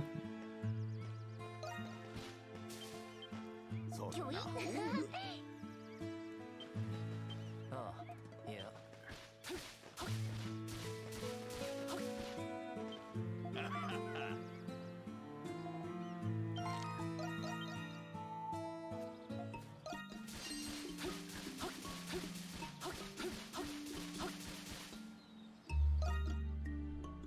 ここが始まりの Okay, so now we're officially in the true ending. 周囲は古代の植物に覆われているようですが、奥に光見える。あそこを目指せばいい。ダーナさんに会うためです。参りましょう。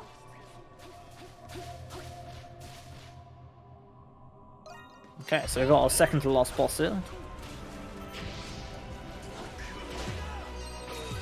His origin of life.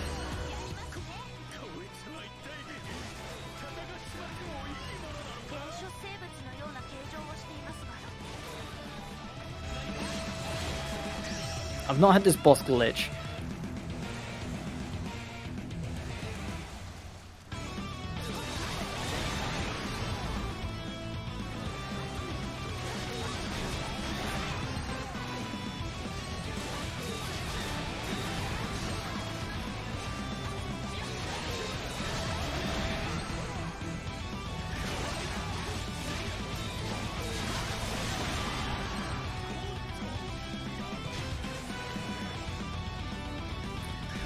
They kind of just took the concept of the raids and just put it in a boss, and this is what you get.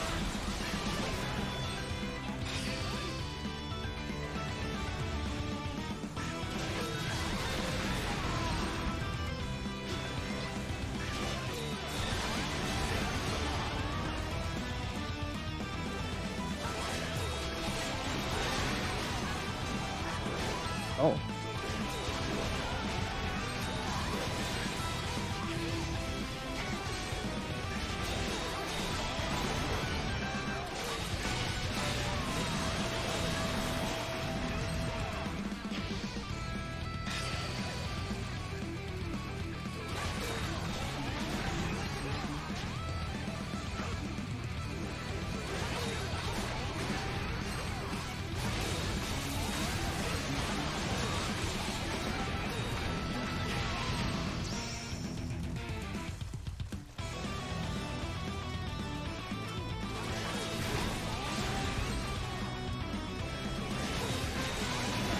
Yeah, Esaid's atmosphere really did like help it a lot.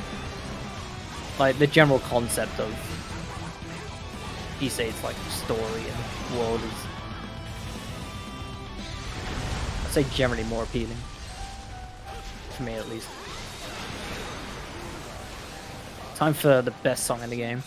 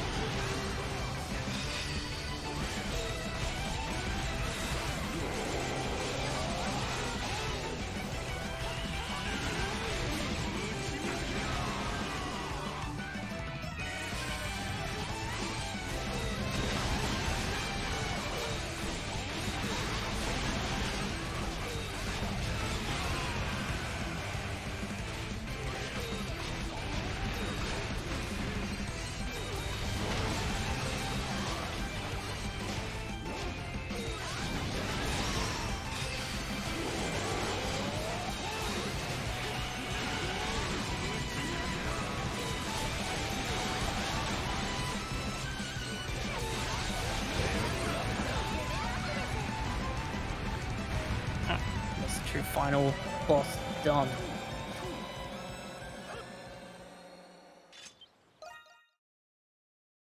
Man, he is killing this run. Alright. So, just to clarify, when is time? It's now. Oh, okay. I forget how fast that one the credits come after that boss. 3:56:23. Sub 4. I think that's a PB for him actually.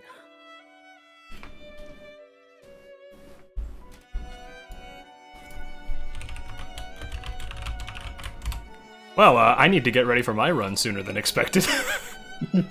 Be right back.